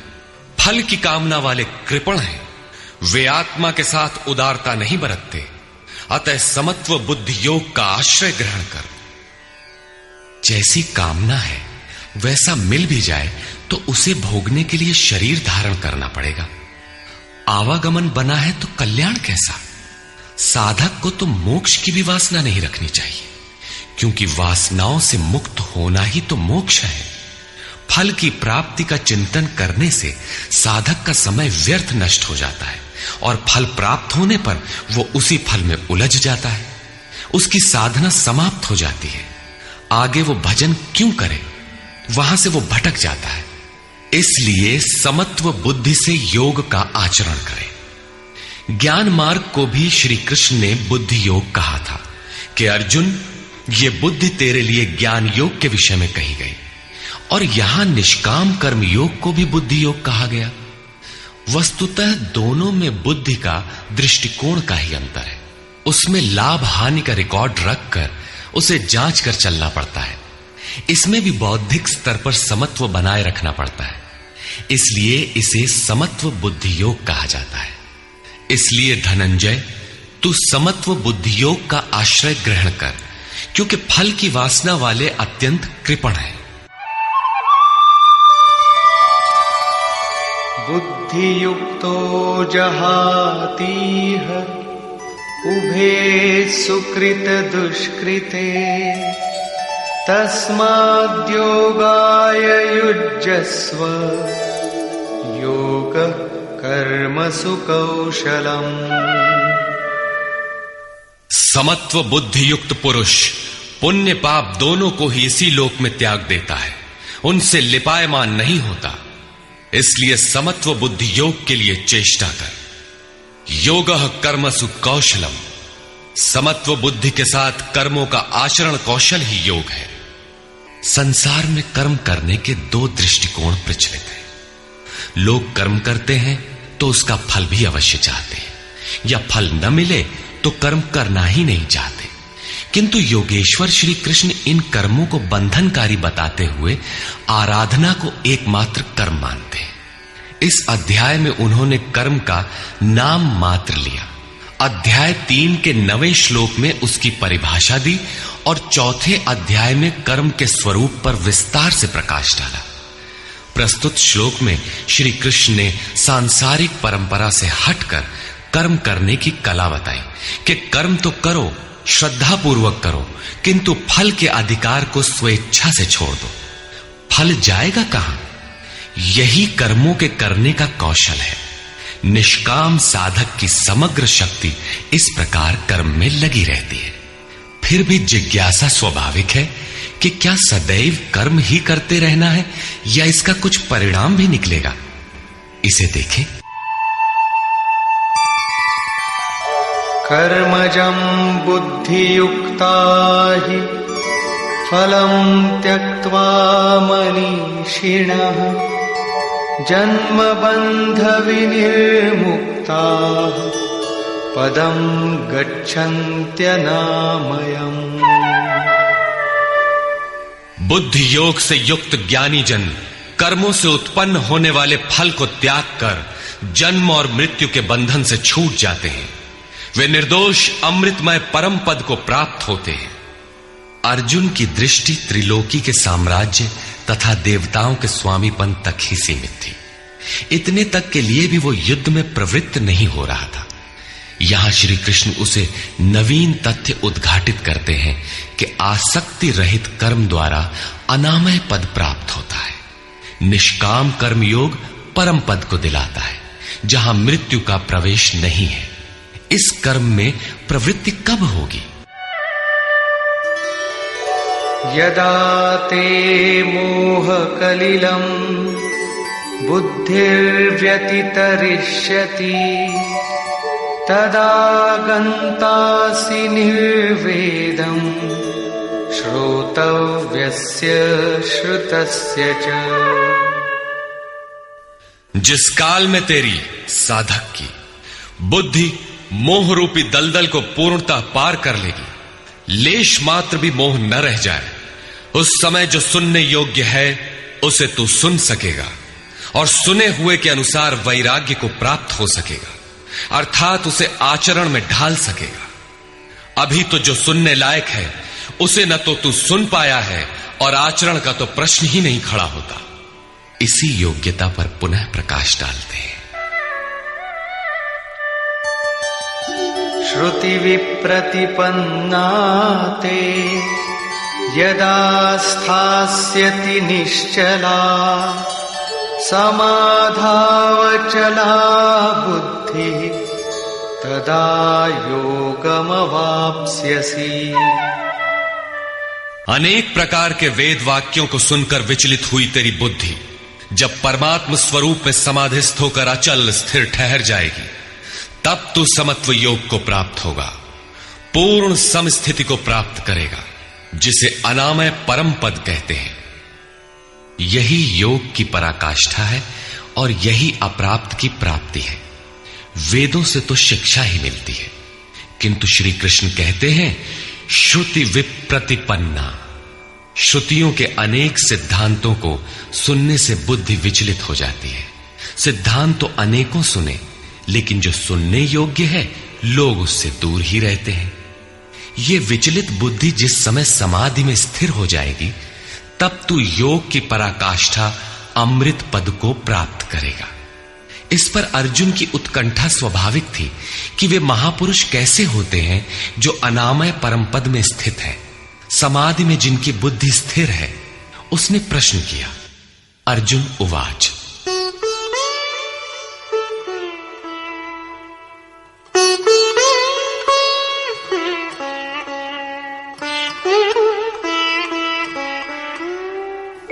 स्थितप्रज्ञस्य का भाषा समाधिस्थस्य केशव स्थितधिः किं प्रभाषेत किमासीत व्रजेत किम्।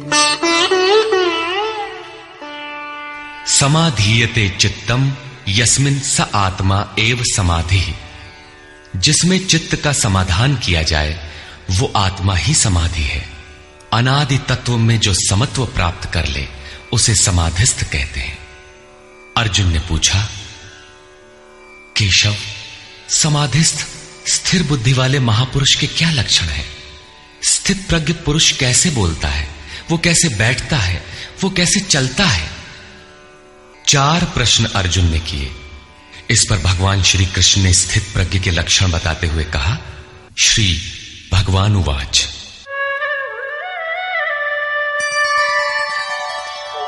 प्रजहाति यदा कामान् सर्वान् पार्थमनोगतान्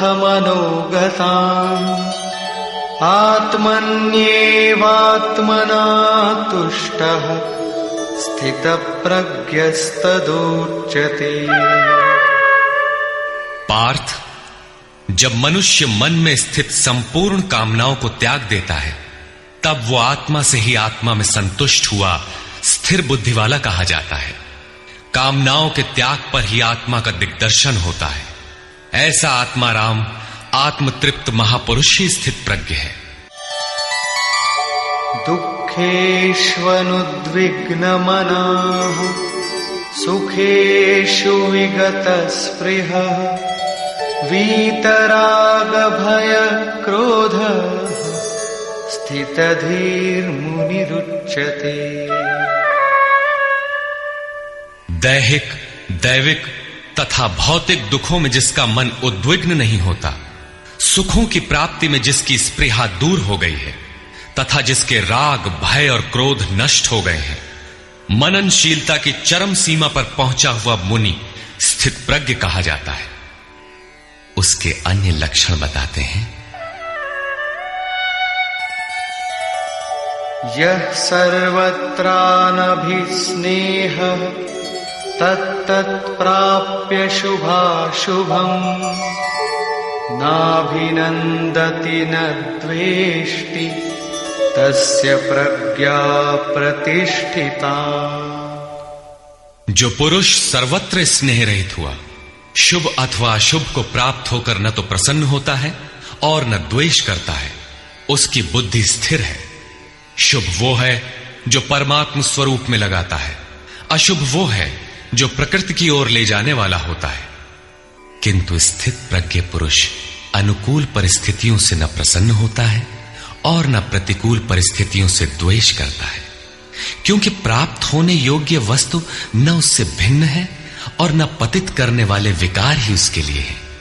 अर्थात अब साधन से उसका अपना कोई प्रयोजन नहीं रहा। ऐसा व्यक्ति स्थित प्रज्ञ कहा जाता है। यदा संहरते चायम् कूर्मोऽङ्गानीव सर्वशः इन्द्रियाणीन्द्रियार्थेभ्यः तस्य प्रज्ञा प्रतिष्ठिता। जिस प्रकार कछुआ अपने अंगों को समेट लेता है, ठीक वैसे ही ये पुरुष जब सब ओर से अपने अंगों को समेट लेता है तब उसकी बुद्धि स्थिर होती है। खतरे को देखते ही कछुआ जिस प्रकार अपने सिर और पैर समेट लेता है, ठीक इसी प्रकार जो पुरुष विषयों में विचरती हुई इंद्रियों को सब ओर से समेटकर हृदय देश में निरोध कर लेता है, उस काल में उस पुरुष की बुद्धि स्थिर होती है। किंतु ये तो एक दृष्टांत मात्र है। खतरे का एहसास मिटते ही कछुआ तो अपने अंगों को पुनः फैला देता है। क्या इसी प्रकार स्थित प्रज्ञ महापुरुष भी विषयों में रस लेने लगता है?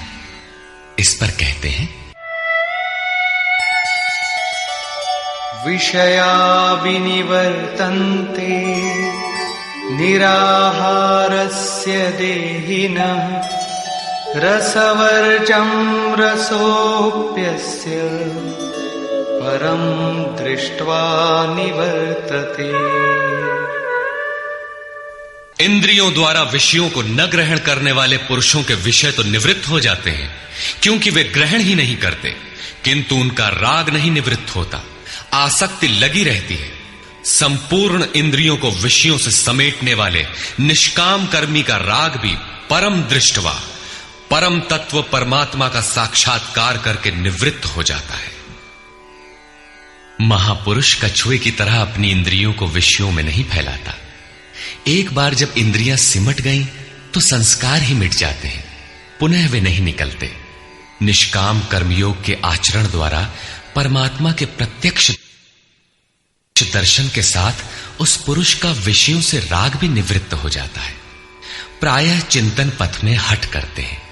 हठ से इंद्रियों को रोककर वे विषय से तो निवृत्त हो जाते हैं, किंतु मन में उनका चिंतन राग लगा रहता है। ये आसक्ति परम दृष्टवा परमात्मा का साक्षात्कार करने के बाद ही निवृत्त होती है, इसके पूर्व नहीं। पूज्य महाराज जी इस संबंध में अपनी एक घटना बताया करते थे। गृह त्याग से पूर्व उन्हें 3 बार आकाशवाणियां हुई थी। हमने पूछा, महाराज जी आपको आकाशवाणी क्यों हुई, हम लोगों को तो नहीं हुई? तब इस पर महाराज जी कहे, हो ई शंका मोहू के बही रही, अर्थात ये संदेह मुझे भी हुआ था। तब अनुभव में आया कि मैं 7 जन्म से लगातार साधु हूं। 4 जन्म तो केवल साधुओं सा वेश बनाए, तिलक लगाए, कहीं विभूति पोते, कहीं कमंडलू लिए विचरण कर रहा हूं। योग क्रिया की जानकारी नहीं थी, लेकिन पिछले 3 जन्म से बढ़िया साधु हूं, जैसा होना चाहिए। मुझ में योग क्रिया जागृत थी। पिछले जन्म में पार लग चला था, निवृत्ति हो चली थी, किंतु 2 इच्छाएं रह गई थी, एक तो स्त्री और दूसरी गांजा। अंतर मन में इच्छाएं थीं, किंतु बाहर से हमने शरीर को दृढ़ रखा। मन में वासना लगी थी, इसलिए जन्म लेना पड़ा। जन्म लेते ही भगवान ने थोड़े ही समय में सब दिखा सुनाकर निवृत्ति दिला दी। 2-3 चटकना दिया और साधु बना दिया। ठीक यही बात श्री कृष्ण कहते हैं कि इंद्रियों द्वारा विषयों को न ग्रहण करने वाले पुरुष के भी विषय तो निवृत्त हो जाते हैं, किंतु साधना द्वारा परम पुरुष परमात्मा का साक्षात्कार कर लेने पर वो विषयों के राग से भी निवृत्त हो जाता है। अतः जब तक साक्षात्कार न हो कर्म करना है। इंद्रियों को विषयों से समेटना कठिन है। इस पर प्रकाश डालते हैं। यततो ह्यपि कौन्तेय पुरुषस्य विपश्चितः इंद्रियाणि प्रमाथीनि हरन्ति प्रसभं मनः।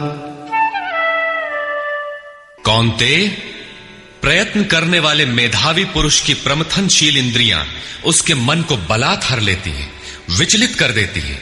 इसलिए तानि सर्वाणि संयम्य युक्त आसीत मत्परः वशे हि यस्येन्द्रियाणि तस्य प्रज्ञा प्रतिष्ठिता। उन संपूर्ण इंद्रियों को संयत करके योग से युक्त और समर्पण के साथ मेरे आश्रित हो, क्योंकि जिस पुरुष की इंद्रियां वश में होती हैं उसी की बुद्धि स्थिर होती है।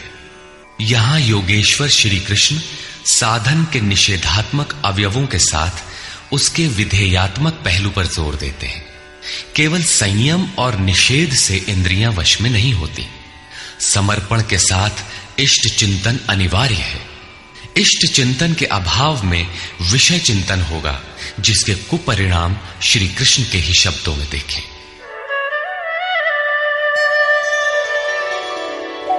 ध्यायतो विषयान् पुंसः संगस्तेषूपजायते संगात् संजायते कामः कामात् क्रोधोऽभिजायते।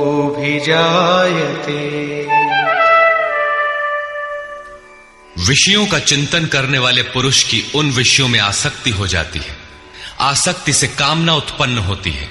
कामना पूर्ति में व्यवधान आने से क्रोध उत्पन्न होता है। क्रोध किसे जन्म देता है?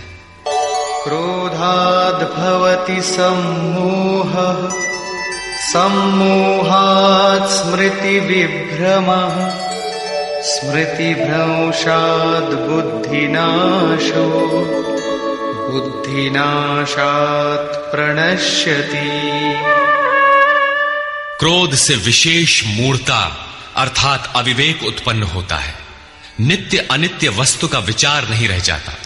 अविवेक से स्मरण शक्ति भ्रमित हो जाती है, जैसा अर्जुन को हुआ था। भ्रमतीव च मे मनः। गीता के समापन पर उसने कहा, नष्टो मोह स्मृतिर्लब्धा। क्या करें क्या न करें इसका निर्णय नहीं हो पाता। स्मृति भ्रमित होने से योग परायण बुद्धि नष्ट हो जाती है और बुद्धि नाश होने से ये पुरुष अपने श्रेय साधन से च्युत हो जाता है। यहां श्री कृष्ण ने बल दिया है कि विषयों का चिंतन नहीं करना चाहिए। साधक को नाम रूप लीला और धाम में ही कहीं लगे रहना चाहिए। भजन में ढील देने पर मन विषयों में जाएगा। विषयों के चिंतन से आसक्ति हो जाती है। आसक्ति से उस विषय की कामना साधक के अंतर मन में होने लगती है। कामना की पूर्ति में व्यवधान होने पर क्रोध, क्रोध से अविवेक, अविवेक से स्मृति भ्रम और स्मृति भ्रम से बुद्धि नष्ट हो जाती है। निष्काम कर्म योग को बुद्धि योग कहा जाता है, क्योंकि बुद्धि स्तर पर इसमें विचार रखना चाहिए कि कामनाएं न आने पाए, फल है ही नहीं। कामना आने से यह बुद्धि योग नष्ट हो जाता है। साधन करिय विचारहीन मन शुद्ध होए नहीं तैसे। विचार आवश्यक है। विचार शून्य पुरुष श्रेय साधन से नीचे गिर जाता है। साधन क्रम टूट जाता है, सर्वथा नष्ट नहीं होता। भोग के पश्चात साधन वहीं से पुनः आरंभ होता है जहां अवरुद्ध हुआ था। ये तो विषयाभिमुख साधक की गति है। स्वाधीन अंतःकरण वाला साधक किस गति को प्राप्त होता है, इस पर श्री कृष्ण कहते हैं,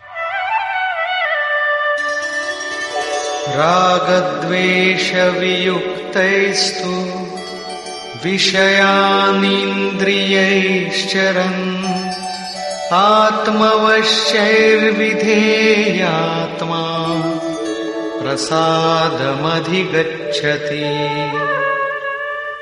आत्मा की विधि को प्राप्त प्रत्यक्षदर्शी महापुरुष राग द्वेष से रहित वश में की हुई अपनी इंद्रियों द्वारा विषयान चरण, विषयों में विचरता हुआ भी प्रसाद मधिगच्छति, अंतःकरण की निर्मलता को प्राप्त होता है। वो अपनी भाव दृष्टि में रहता है। महापुरुष के लिए विधि निषेध नहीं रह जाते।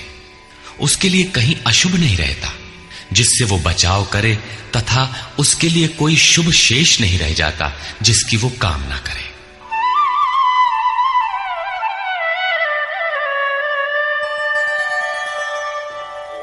प्रसादे सर्वदुःखानां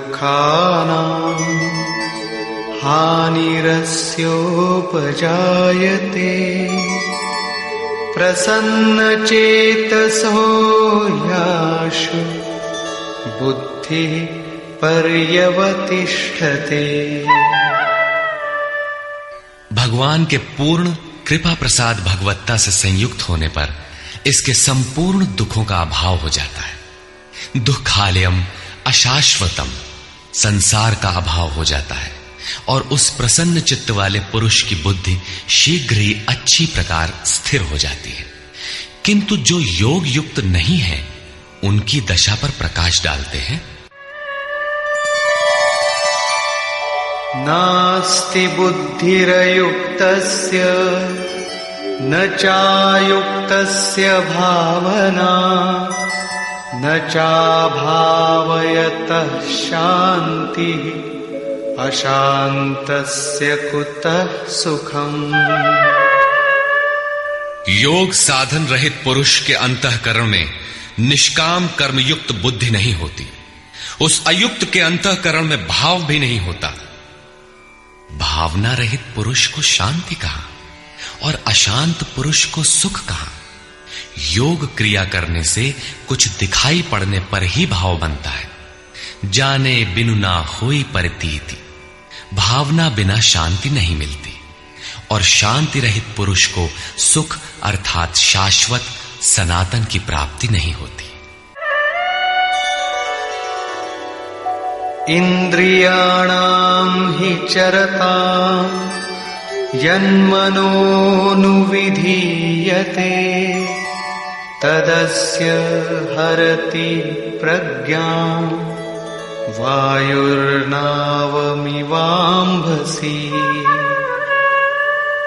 जल में नाव को जिस प्रकार वायु हरण करके गंतव्य से दूर कर देता है, ठीक वैसे ही विषयों में विचरण करती हुई इंद्रियों में जिस इंद्रिय के साथ मन रहता है, वो एक ही इंद्रिय उस अयुक्त पुरुष की बुद्धि को हर लेती है। अतः योग का आचरण अनिवार्य है। क्रियात्मक आचरण पर श्री कृष्ण पुनः बल देते हैं। तस्माद्यस्य महाबाहो निगृहीतानि सर्वशः इंद्रियाणीन्द्रियार्थेभ्यः तस्य प्रज्ञा प्रतिष्ठिता। इससे हे महाबाहो, जिस पुरुष की इंद्रियां इंद्रियों के विषयों से सर्वथा वश में की हुई होती हैं, उसकी बुद्धि स्थिर होती है। बाहु कार्य क्षेत्र का प्रतीक है। भगवान महाबाहु एवं आजानुबाहु कहे जाते हैं। वे बिना हाथ पैर के सर्वत्र कार्य करते हैं। उनमें जो प्रवेश पाता है या जो उसी भगवत्ता की ओर अग्रसर है, वो भी महाबाहु है। श्री कृष्ण और अर्जुन दोनों को महाबाहु कहा गया है। या निशा सर्वभूतानां तस्यां जागर्ति संयमी यस्यां जागृति भूतानि सा निशा पश्यतो मुनि। संपूर्ण भूत प्राणियों के लिए वो परमात्मा रात्रि के तुल्य है, क्योंकि दिखाई नहीं देता, न विचार ही काम करता है, इसलिए रात्रि सदृश है।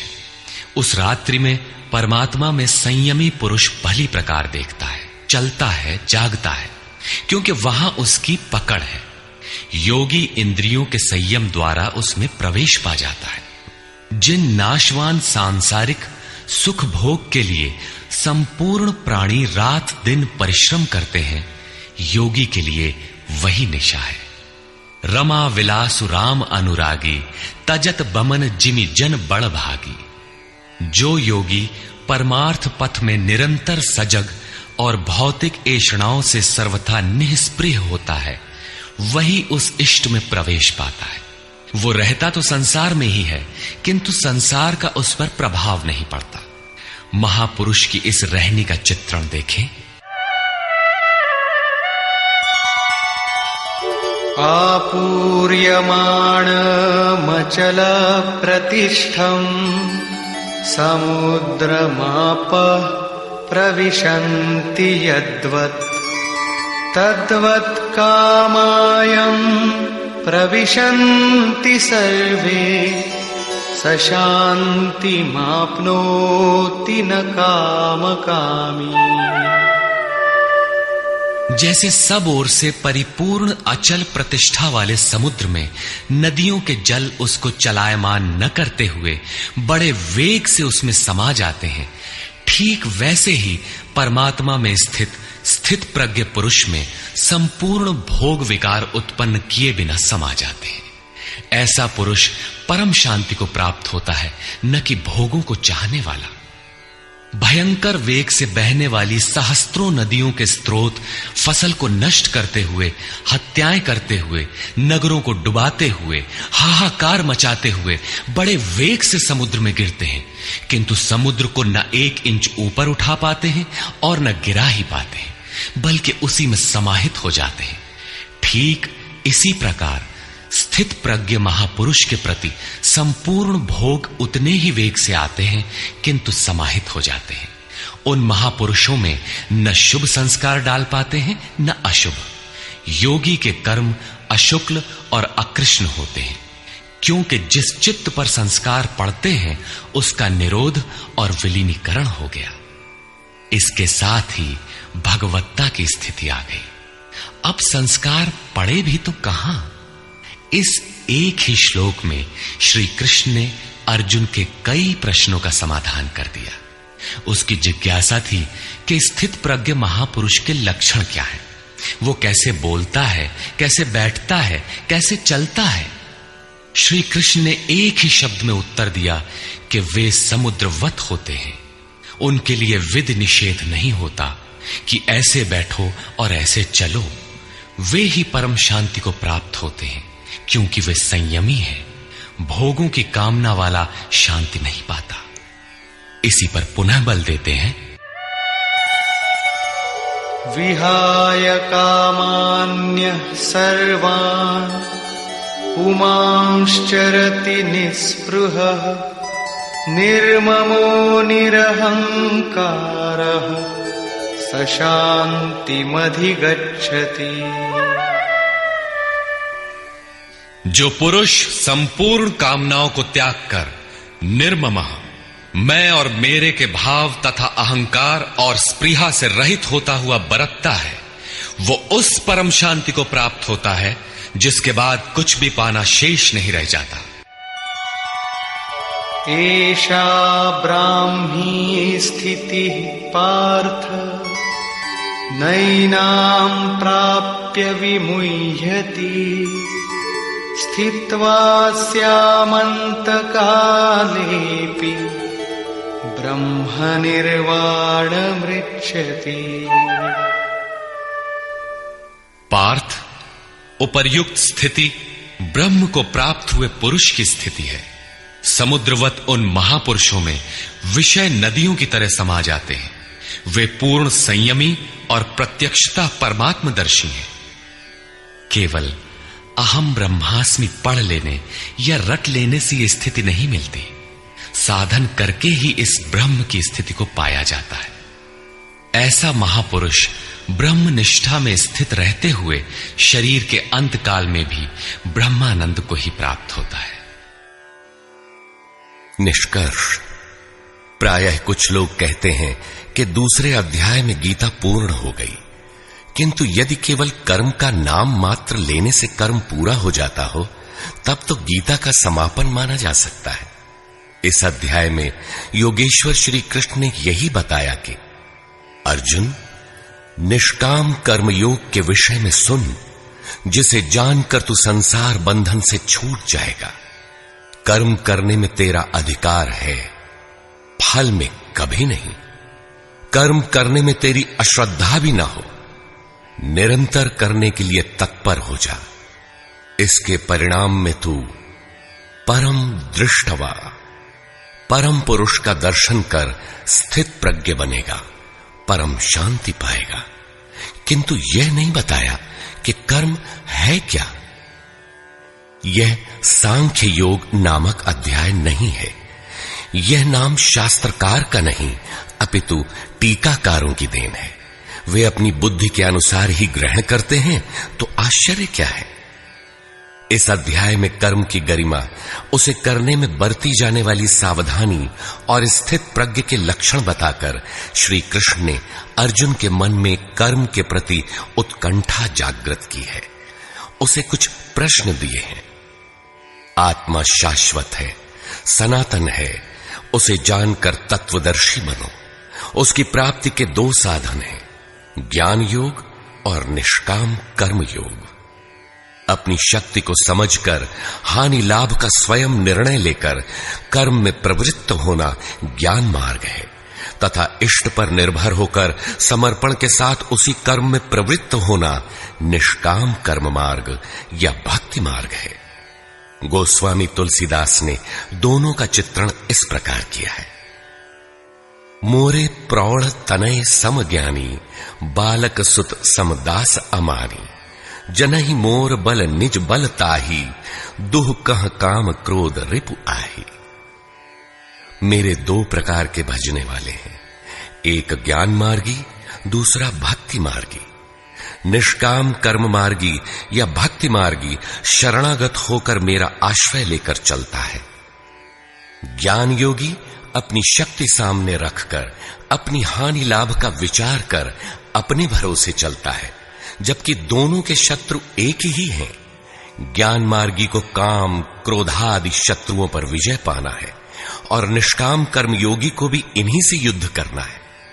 कामनाओं का त्याग दोनों करते हैं और दोनों मार्गों में किया जाने वाला कर्म भी एक ही है। इस कर्म के परिणाम में परम शांति को प्राप्त हो जाओगे। लेकिन यह नहीं बताया कि कर्म है क्या। अब आपके भी समक्ष कर्म एक प्रश्न है। अर्जुन के मन में भी कर्म के प्रति जिज्ञासा हुई। तीसरे अध्याय के आरंभ में ही उसने कर्म विषयक प्रश्न प्रस्तुत किया। अतः ओम तत्सदिति श्रीमद् भगवद गीता सूपनिषत्सु ब्रह्म विद्यायाम योग शास्त्रे श्री कृष्णार्जुन संवादे कर्म जिज्ञासा नाम द्वितीयो अध्यायः। इस प्रकार स्वामी अड़गड़ानंद कृत श्रीमद् भगवद गीता के भाष्य यथार्थ गीता का दूसरा अध्याय पूर्ण होता है। हरि ओम तत्सत।